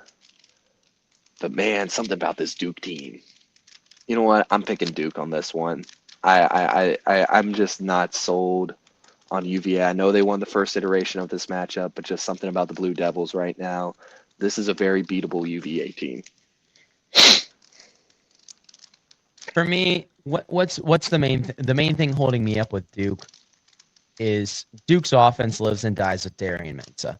And yes, you're saying, oh well, they have a pretty potent run game, but that's when they get Darian Mensah going that it opens things up. That's when the Duke run game opens up, is when Mensah's dealing and teams Yeah, fall back, and then they're able to hit you underneath. And that's yeah, no slight to Nick Shepard. He's a great running back, but I think the main concern here is Duke's offensive line for me when it comes to this game. Shepard, if Shepard going to get going, he's going to get going. But I've got Virginia here. Virginia did what they needed to do in the last game. They knew how to curb Darian Mensah, and if Virginia's able to curb Darian Mensah again, I really don't see them being able to get the run game going if they're able to make Duke one dimensional. So I've got Virginia in this. yeah. I think you convinced me. I think UVA might come away with it. It's going to be pretty close, though. I think it's going to be close. We're back. We had to cut some stuff because Aiden and I were really thinking stuff out, and a lot of it probably wouldn't have made sense to it. It made sense to us, but based on how Aiden and I communicate, there's probably a lot of nonsense in there that you guys wouldn't have understood. So we're cutting that. Yeah. So you've heard our conference championship predictions. Based off of that, Aiden and I have made what we think the playoff would be based off of our predictions. And in my opinion, I think I've made a pretty good one that gets both Miami and Notre Dame in. I think I do too. And So do you want to go first? so you have Alabama winning the SEC championship, right? I do. All right. So I don't. In mine, if Alabama doesn't win the SEC championship, it's a really tough spot for them to be in because I'm either they win and they get a bye, in my opinion, or they lose and they're completely out. So at my number one, I have Ohio State. Two, I have Georgia. Three, I have Texas Tech. Four, I have Texas A&M. They all get byes. And then going top down, I have Indiana at 5, Oregon at 6, Oklahoma at 7, Ole Miss at 8. I know it's weird with the committee, but like just in my mind, I think they kind of like the committee might be a little bit unfavorable to Ole Miss losing Lane Kiffin. So I have Ole Miss at 8. This is my ranking. At 9, I have Notre Dame. At 10, I have Miami. At 11, I have UVA. At 12, I have North Texas. The first two out would be Alabama and BYU. Interesting. I need to do my first two out. I did not think of that. That's a good point.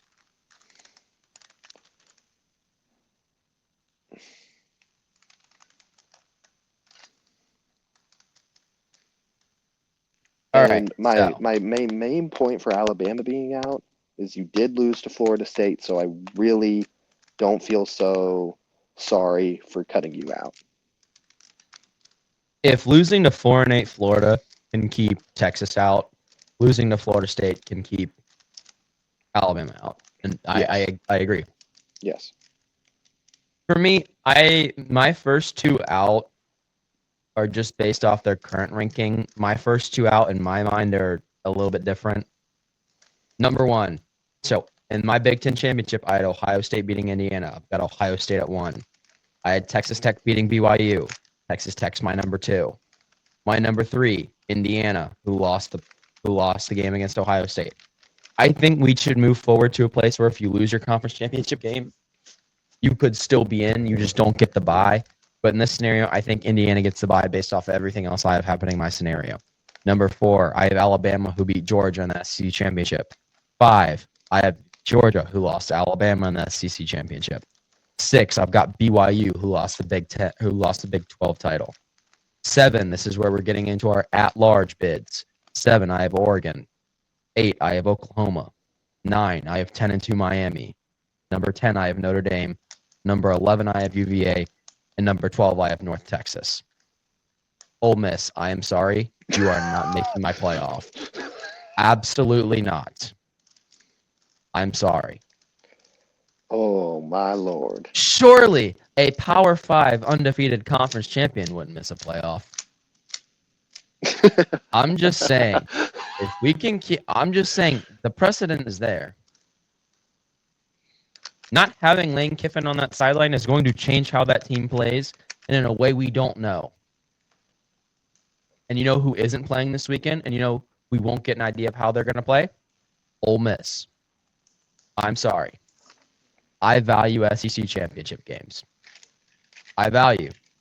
But also, you're losing a pretty big portion of your team. And we've established the precedent that if you're missing someone so significant, we can overwrite the conference championship game.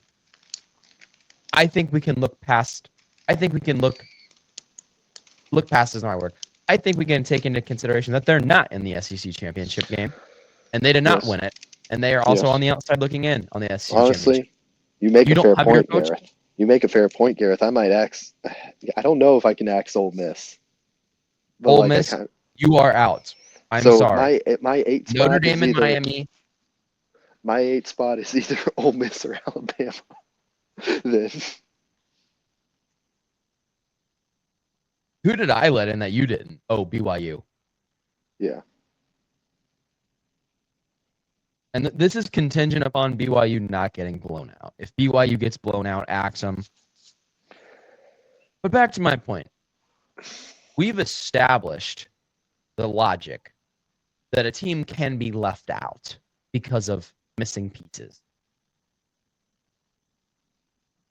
Ole Miss is missing Lane Kiffin. They're not missing a piece. We can't decide between Miami and Notre Dame. Guess what? They're not missing a piece. Next man up. All right? Squashes the beef. First 2 out by logic of the committee for this would be Texas and Vandy. First 2 out in my mind, Texas and Utah.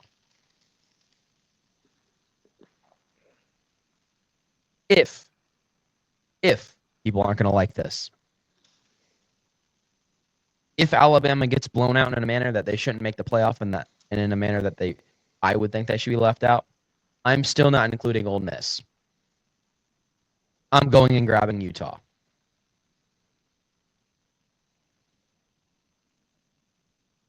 I know that's crazy. I'm sorry.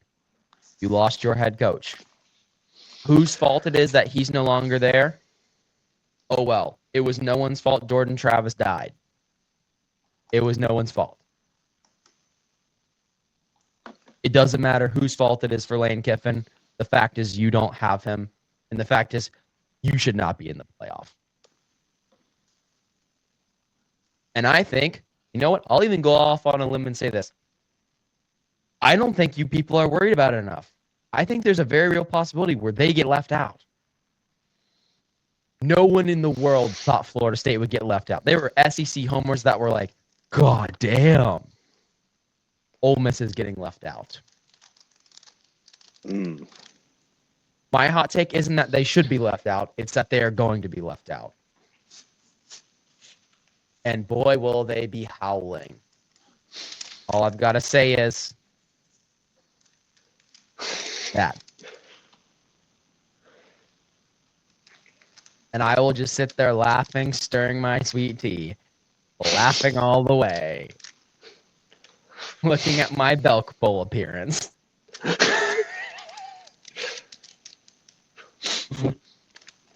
NC State goes to the Wasabi Fenway Bowl. With that being said, and you've probably seen the name of the episode, modern problems require old school solutions. Old school solution, Ole Miss, you're not fucking making the playoff. Lane Old school Kiffin would solution. be Lane Kiffin would be on like extra security LSU goes to Oxford. If they get left out of the playoff, like it might be a national security risk for Lane Kiffin to enter the state Oh, of you want to Mississippi. talk about security risk? Old school solution. Lane Kiffin goes to LSU. We talked about prior to air. Bowl ban. I don't care whose fault it was. You still made the decision to sign them papers, buddy. You still signed them papers before the season was over. Bowl ban for LSU. Any player that goes to LSU via transfer portal from Ole Miss, sit a year. Or I like this solution proposed by Texas Tech's coach. They're not allowed to transfer there. They can go anywhere else in the SEC that they want. They can't go there. He also proposed the bowl ban. I'll give him that, the Texas Tech coach, that shout out. He proposed the bowl ban. I agree with it. Ban him. Notre Dame's vacated wins for less. That's all I'm saying. Notre Dame's vacated wins for less. Oh, Yep. Little Timmy cheated on a test. Looks like we're vacating the Ventura Bowl win. Little Timmy didn't even play in the Ventura Bowl. He sat on the sideline in a sweatshirt. Meanwhile, Lane Kiffin robs the city of Oxford blind. Nothing. Anything else you want to say on college football? I think we can move on to the NFL. Leave him out. Leave him out. Leave him out. Leave him out and bowl ban. There we go. All right. Moving on to the NFL. Speaking of getting left out, Matthew Stafford got absolutely left out at Bank of America Stadium. Buddy, how do you turn the ball over twice to the Panthers defense? The worst defense in the NFL. Bro, this is a Panthers defense that's missing their best players too. Like J.C. Horn's hurt. All the other good DBs are hurt. Like, how do you do that? They're all in concussion protocol from that 49ers loss. But how do you do that, man? I'm just saying, are we back? I mean, cardiac Carolina is, I think, a more accurate phrase to describe this Panthers team because I don't know if we're good or not. But damn, this is like Doesn't matter.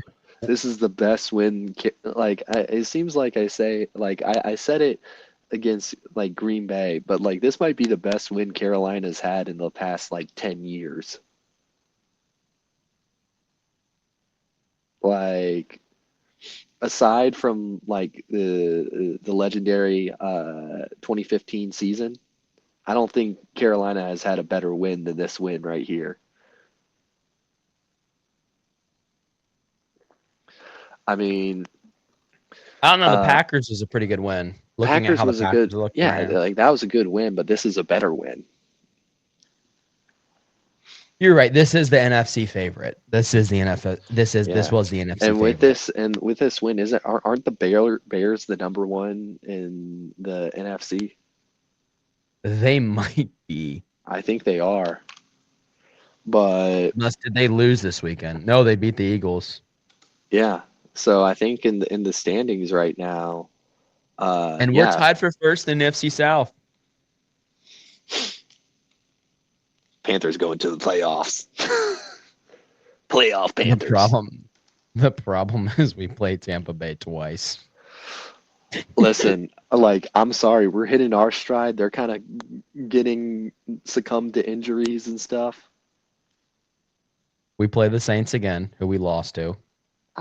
We play the Buccaneers, and we play the Seahawks. Garrett, And then we play the Bucks again. Gareth, We Gareth, go, Aiden. We go Bucks, Seahawks, Bucks. Gareth. I think we can win against the Bucks. I think we could. Gareth, You know what? Fuck it. We take 2 out of 3. We take 2 out of 3 in that 3-game span. We beat the Gareth, Saints. Gareth. There is a possibility. I think Panthers can end 10-7.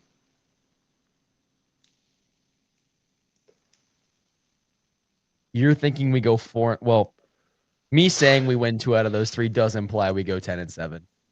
Yes. I think I I think we think we go 9 lose. and 8. I think we can sweep the Bucks. You think we can sweep the Bucks? I think we can sweep the Bucks, Gareth. I mean, with the injuries they have. With the injuries they have, they're starting to fall apart a little bit. I think the Panthers can sweep the Bucks.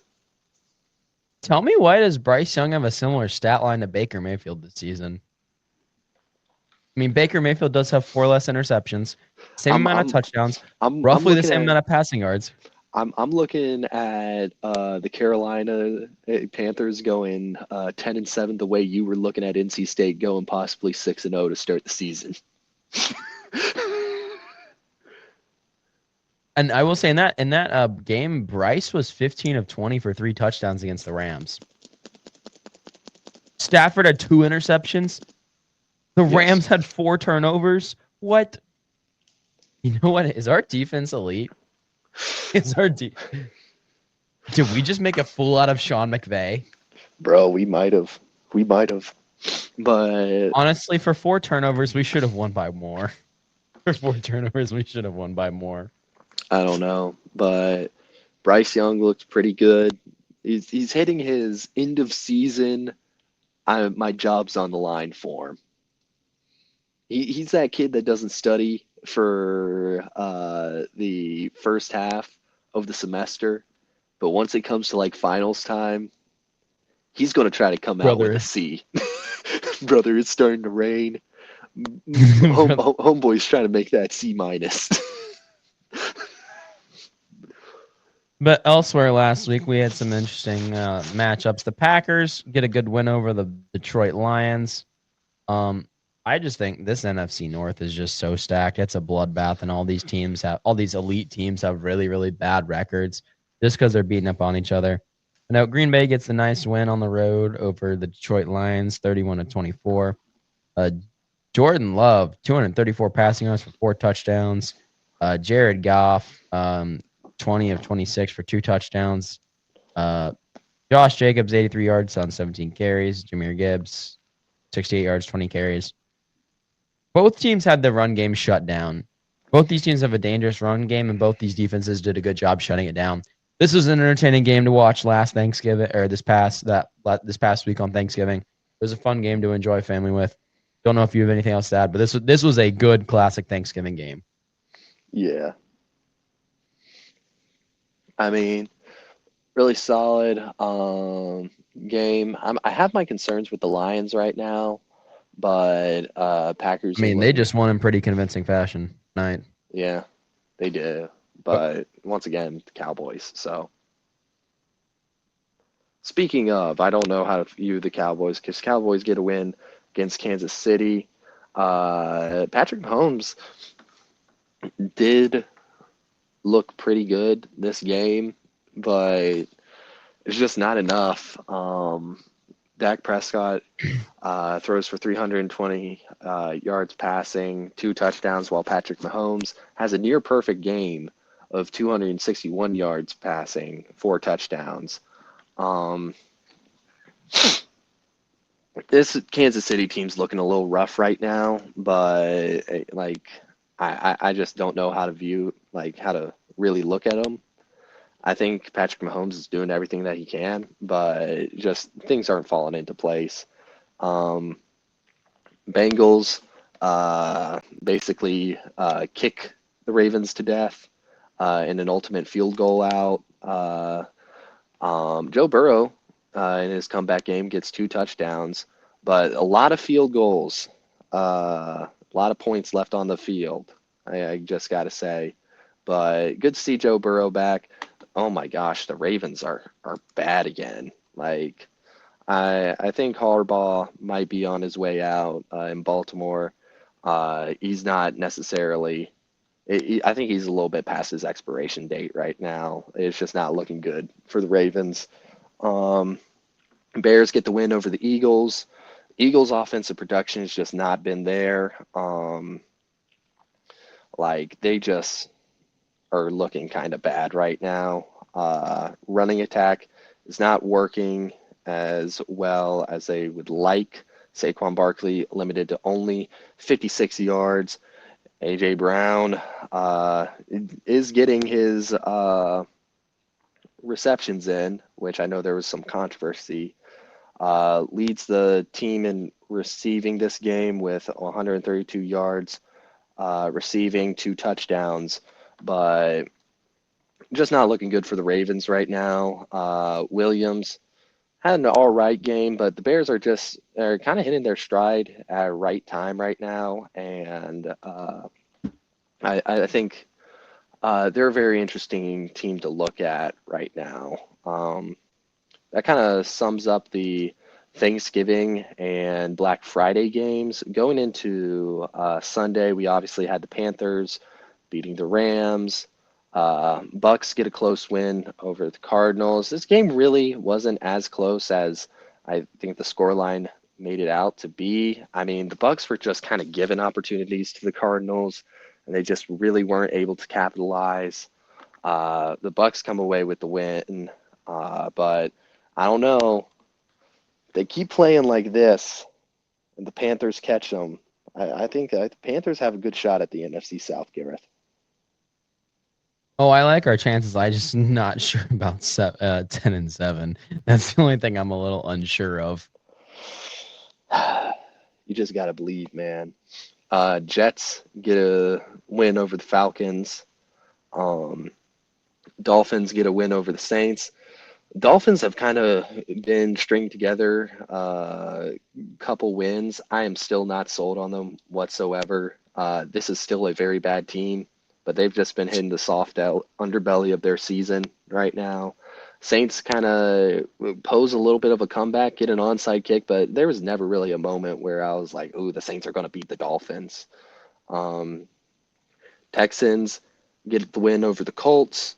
CJ Stroud uh, looked pretty decent in this game, but this Texans defense is really good. Able to limit Taylor to just 85 yards rushing, and that's when really the Colts have been kind of struggle a little bit. Like if Taylor isn't able to get going, Daniel Jones had a pretty solid game with 2 passing touchdowns, but I don't know. AFC South is still pretty much up for grabs. Um, Bills get the win over the Steelers. Um, Ugly win, but it's a win. Ugly win, but it's a win. The Bills are starting to look kind of like the Steelers of like the Steelers that we used to grow up with. You know, have a pretty good quarterback, but he can make some boneheaded like decisions every now and then. Gets kind of bailed out by a good rushing attack, and kind of flukes their way into a playoff appearance. So the Bills might be the modern day, like the Steelers of the modern day version of the Steelers that we used to grow up with. Like mid 2010 Steelers. Yes, Good defense. good quarterback, makes boneheaded decisions.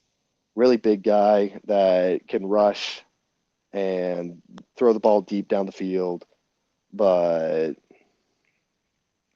Big like Ben have a rush? I don't know. I remember him having some wheels on him.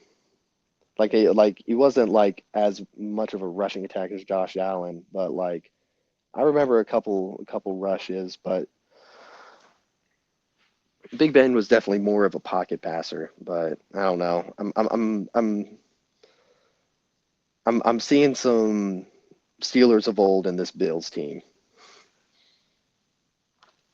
Yeah.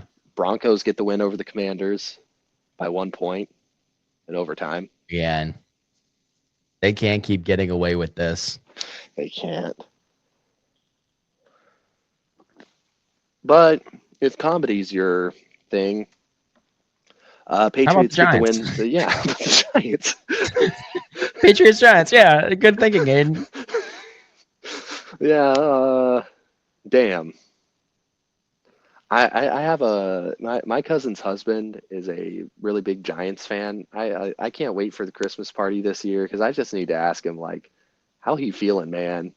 Like, bro, this is rough. Bright side of this game, the Patriots wore my favorite one of their jerseys. Their Patriot Pat jerseys. They're one of my hmm favorites. I think it's a classic look. I like it. They don't wear it very often because they're like, well, the British wore red. Um, have you seen the War of 1812, guys? The U.S. wore red too. Yeah, But no, I watched this game. Unfortunately, um, I was in a fantasy matchup with my girlfriend's cousin for this one, and I had New England's kicker, and he had Drake May as our last two players, and it was back and forth. And yeah, it was not fun. I mean, we got the dub though. Borogalis, shout out to the kicker. But every time Drake May threw a touchdown pass, I was like, shit. I'm like, well, at least we get 1 point for every touchdown because our kicker hopefully hit it. Thankfully, yep, Borogalis came through with some field goals, but I was definitely. It was a weird scenario because my girlfriend, who's a Patriots fan, was rooting for field goals once they got up by enough, just because she yeah. wanted us to win in fantasy. But yeah, that's all I'll say about that game. Speaking of field goals and the Giants, what was that? What was that? Oh yeah, Young Hoku. He Man, I used to be like my Young favorite Hoku. kicker. Man, he is my favorite kicker. What happened to him? I don't know. My favorite kicker in the league right now is probably either Cameron Dicker or Cam Little. Yeah, I only like Cameron Dicker for his name. yeah.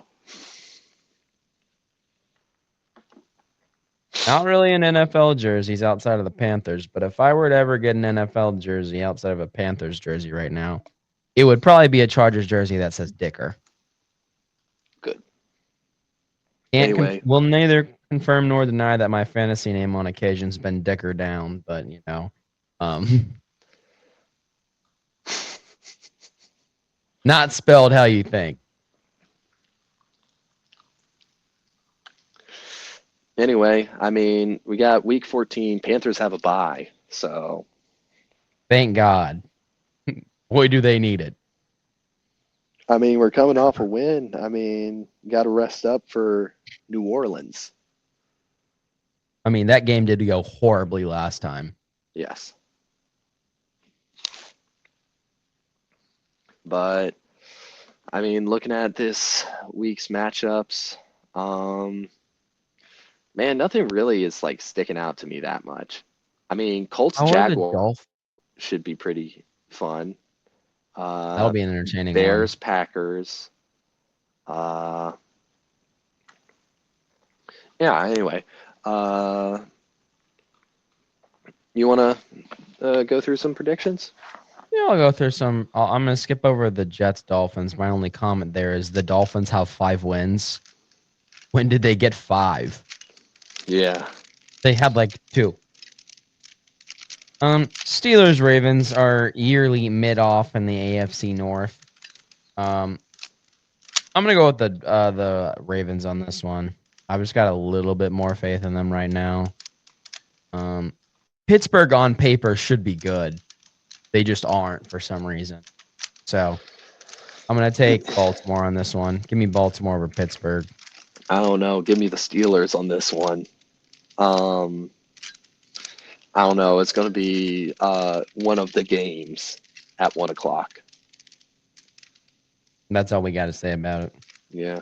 I mean, Jaguars, Colts, I'm actually kind of excited for. That should be a pretty good matchup.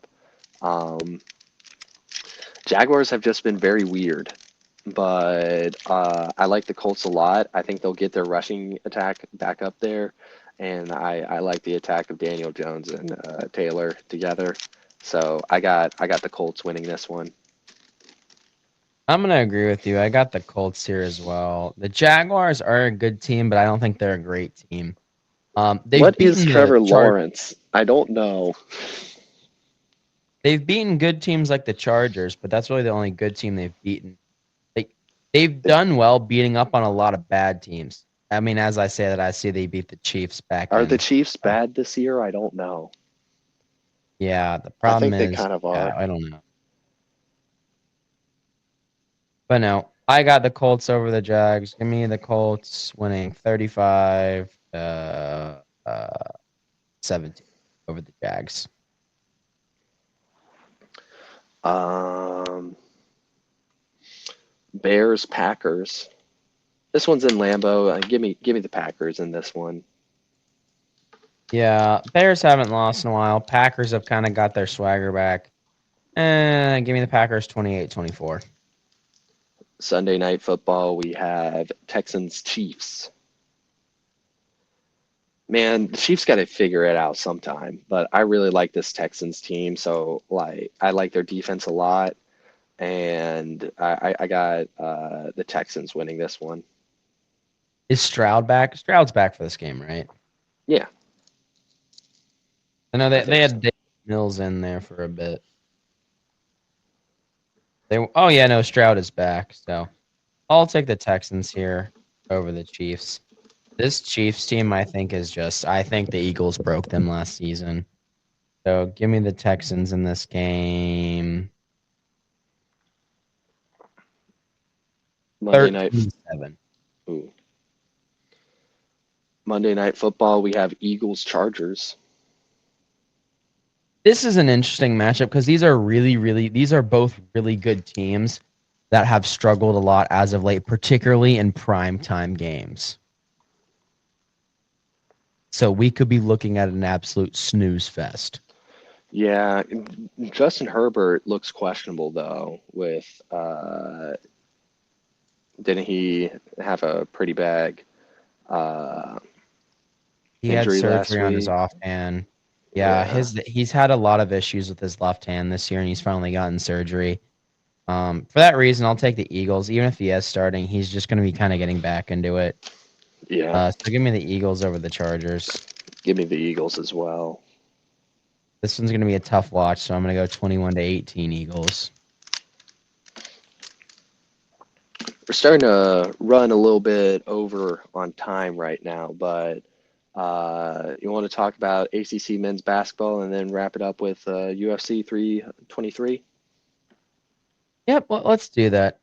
Men's ACC SEC challenge was unfortunately a loss for the ACC. I still think it was a pretty good showing. Yeah, definitely. Um, Definitely a good showing. I do think some of the matchups by some of the teams they chose to play each other was a little lopsided, in my opinion. Like choosing Notre Dame. I mean, Notre Dame did beat Missouri, though, to their credit, and that's a Missouri team that was really good last year. And then Cal played Utah for some reason. Um, don't know why. But obviously, we'll start with our teams, Carolina teams. NC State unfortunately lost to Auburn. Um, a lot of fans are panicking right now because we're at 5-3. I think we're improving. I'm convinced a lot of fans that have been complaining today did not watch the game last night. Um, NC State, their issue this year is they haven't been defending the 3-point line a whole lot. They did it. They defended the 3-point line in this game. It's just Auburn hit some fucking crazy shots. Um, this game was usually around. This game at times was around a 4-point game for most of the game. But all I've got to say is Auburn shot 60% from the field and shot 55% from three. You're not winning when the opponent shoots 55% from three. I'm sorry. Unless it's like because they hit 5 out of 10 threes, you're not winning if they're shooting 55% three. I mean, NC State did a good job on the defensive end of forcing turnovers, but the thing was, when Auburn wasn't turning the ball over, they were hitting some crazy 3-pointer where they had a hand in their face and their eyes were closed and they were falling over backwards. Yes, that happened twice. They hit a few times from the logo. It was just Auburn could not miss. When they didn't turn the ball over, Auburn could not miss. But Auburn's a good team. They're unfortunately, I think, going to ride or die by how well they're shooting that night. But hats off to them. It's a good game. NC State, some little things I'm worried about. I know a lot of fans didn't like when I said these things in like certain various forums. I think Paul McNeil and Terrence Arsenault need to sit until they learn how to play defense. I don't care if they're shooters. If you're going to identify as a shooter, you need to hit wide open shots. We cannot have Paul McNeil be on the floor because he's a shooter, miss wide open shots, and then not play defense. Arsenault, I'm going to give him a little bit of wiggle room because I know what it's like to be a college athlete kind of stuck in a rut and not having things go your way. But, dude, you're our most expensive transfer in the portal, and you've scored a grand total of 8 points for us. And you're a guard. This isn't like you're just some big that we brought in for defense. You're a guard, dude. Figure it out. Allen Breed needs more time before he's on the floor. He's coming back from an awful injury. I want to see him succeed. I watched him at Providence. He was entertaining at Providence when he was there. For unfortunate reasons, he got kicked out of school there. Ended up at McNeese for a few seasons. But, hey, not a bad showing overall. The team fought. It was an up and down game. There was a game of runs, and neither team really looked good. When it came to the defensive end. But I will say, one to watch out for on Auburn's Overton. Overton does not miss. He went 8 of 13 from beyond the arc, which I think that's absolutely absurd. But you want to take it away with the UNC game? Yeah, UNC got a pretty good win against Kentucky on the road. Little bit. So UNC had some rough moments throughout the game, but overall they were able to kind of put it all together in that second half and eke away. The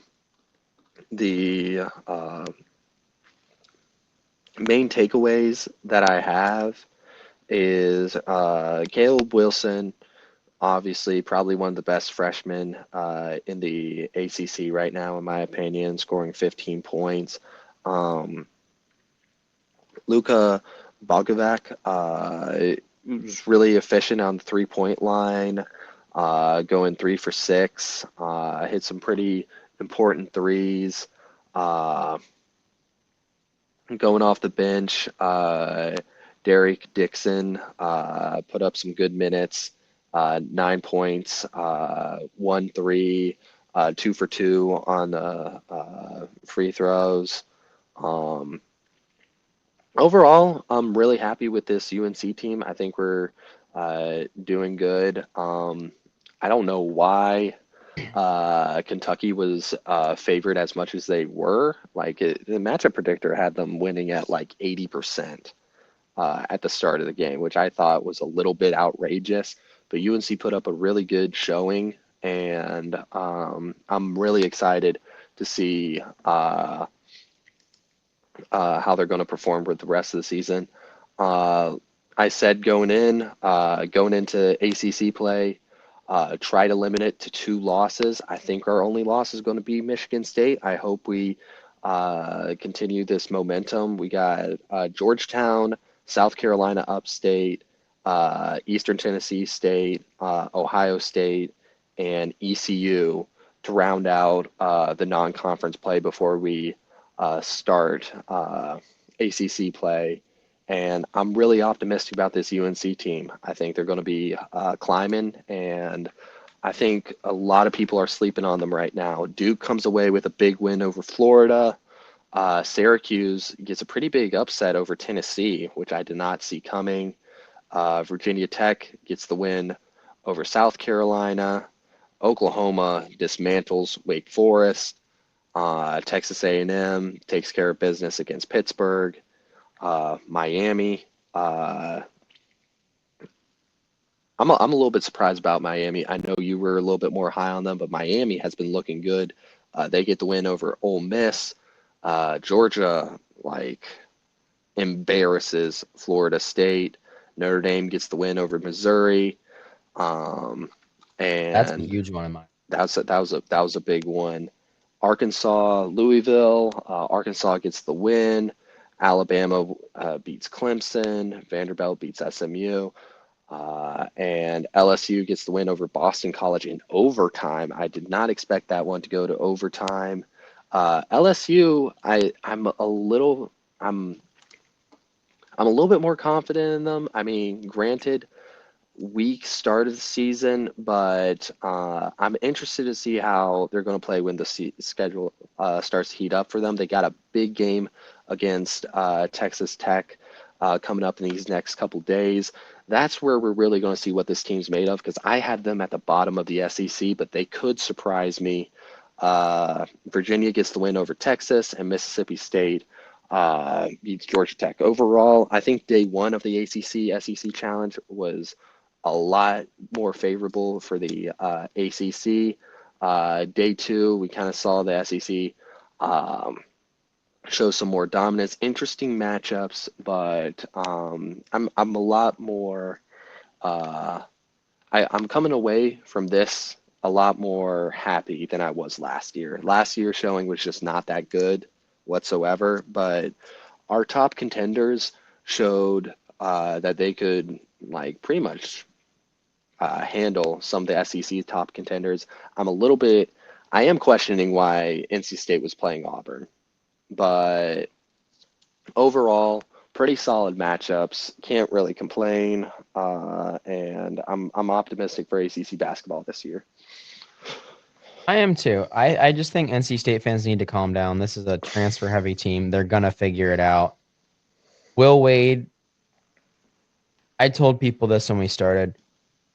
Will Wade having this difficult schedule likely wasn't going to look good the first couple games. Like with how heavy of a non-conference schedule NC State's going into. We have a lot of not very favorable games in our non-conference, but I think it's a good thing to test our team early. Yeah. I think looking back in March, we will be like, okay, yeah, no, why were we worried about this? But for right now, yes, because the schedule's so hard, the issues look like mega red flags because we're just playing really good teams now. Everyone thought Seton Hall was going to be terrible. Seton Hall's 9-1 right now. Texas is 8-2 right now. 8-3 after a loss to Virginia. And that's a Virginia team who I think is going to be not so fun to play against on the road for NC. That could be a rough one. Yeah. That could be a rough one for anyone this season with how they're playing. Yeah. I mean, that's all I've got to say about college basketball. The only other thing about college basketball I want to say is, for those of you who were not watching the Santa Clara versus Utah Tech game last night, you missed a crazy one. I'm not talking about the scoreline. I'm not talking about the fact that Santa Clara is 9-1. I'm talking about the fact that following a dunk by a Santa Clara player, the Utah Tech player decided to just punch him in the face for some reason. Like, there was no taunting, no nothing. And I'm sure you've seen the video on social media today. You just don't recognize the teams. But I'm talking, this dude gets absolutely postered and then just socks the Santa Clara guy in the face for no reason. And there's people who've gone back and watched the game. They're like, these players weren't ever chirping at all. This dude just, similar to that New Jersey Devils goalkeeper Aiden and I talked about in November and back in May. Bro just saw red and was just looking for something to hit. Well, this is what looks like when the devil takes over and there is something to hit. Yes. Thankfully, the teams could be separated, but goddamn, that was Aiden. He punched with intent to kill. If you go and watch the video, bro was trying to do damage. Bro, that's not good.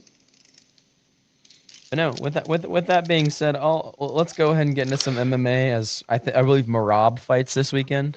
Yes, he does. He does. UFC 323. We have the last pay-per-view under the ESPN era. Looks like a pretty solid card. I'm excited for it. Some fights that I want to highlight: Henry Cejudo versus Peyton Talbot. Peyton Talbot's coming off, I believe. No, he lost against Barcelos, but won against Lima earlier this year. I think Henry Cejudo is kind of a little bit past his prime right now. He had a good championship run way back in like the late 2010s, but he's just kind of been a little bit off his game a little bit. He has great wrestling, obviously, but I think Peyton Talbot's going to take this one. Uh, I just think he has the advantage. He has the age going for him. Henry Cejudo's pushing 40 right now. He's 38. Peyton Talbot's 27. So I got Peyton Talbot winning that one. Brandon Moreno versus Tatsuro Taira. Um, I'm a big Brandon Moreno guy. I like him a lot. I think uh, he's kind of weird. He's just one of those fighters that kind of refuses to die. He had a really good, like, I was actually a big fan of him winning the flyweight championship. I thought he was going to make a much longer run than he did, but I, I don't know how he's going to be doing. Tatsuro. Tatsuro's a little bit, he's been kind of going on a little bit of a run. Had a loss to Brandon Roybal uh, back in 2024, but got the win this year against Hansung Park. Uh, I think I got to go with Brandon Moreno on this one. I feel like he's the more proven fighter. I like him a lot, and he's just a very likable guy. Um, Going into the flyweight title fight, we have Pantoja versus Joshua Vaughn. Um, Pantoja has been going on his championship run for a good while now, has been pretty dominant in the flyweight division. I believe this is going to be his fifth or sixth title defense. Uh, I don't see him losing to Joshua Vaughn. I know Joshua Vaughn's kind of been a little bit more up and coming right now, has been on a little bit of a streak, but Pantoja has just kind of been one of the most dominant figures in flyweights besides Mighty Mouse. So I got him winning this one, and then after that we have the bantamweight title fight main event. We have Merab versus Peter Yan. Uh, I like Merab in this one. I think he's kind of just the overall more complete fighter. He's uh, been pretty efficient against all of his opponents under his title reign, taking down O'Malley twice, taking down Usman Nurmagomedov and Corey Sandhagen. I think Peter Yan might be one of his more tougher title defenses in this reign, but I got Merab winning this one. I don't think Peter Yan has much to answer for Merab's grappling and also pretty efficient striking percentage. They're about evenly matched when it comes to landing significant strikes, but Merab is just much better when it comes to the takedown and the ground game. So I got Merab winning this one. That kind of sums up my overview for the UFC 323 card. I'm really excited to see what the future of the UFC holds, but should be a really solid card to end out the year.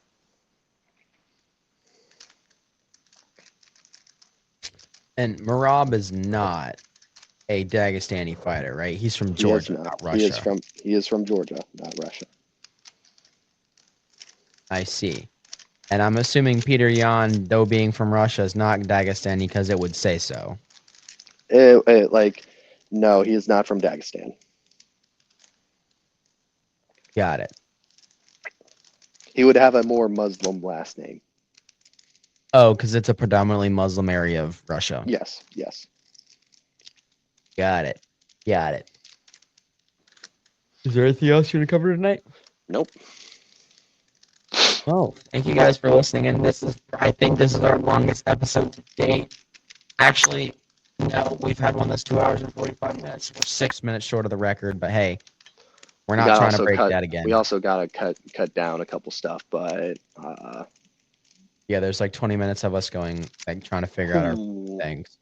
Hmm. What happens if we leave out Georgia? Well, they won the SEC championship. I'm just saying, what if? How can we piss off SEC homers today? You know what? I've seen enough. Miami gets the bye. I've seen enough. NC State gets the bye.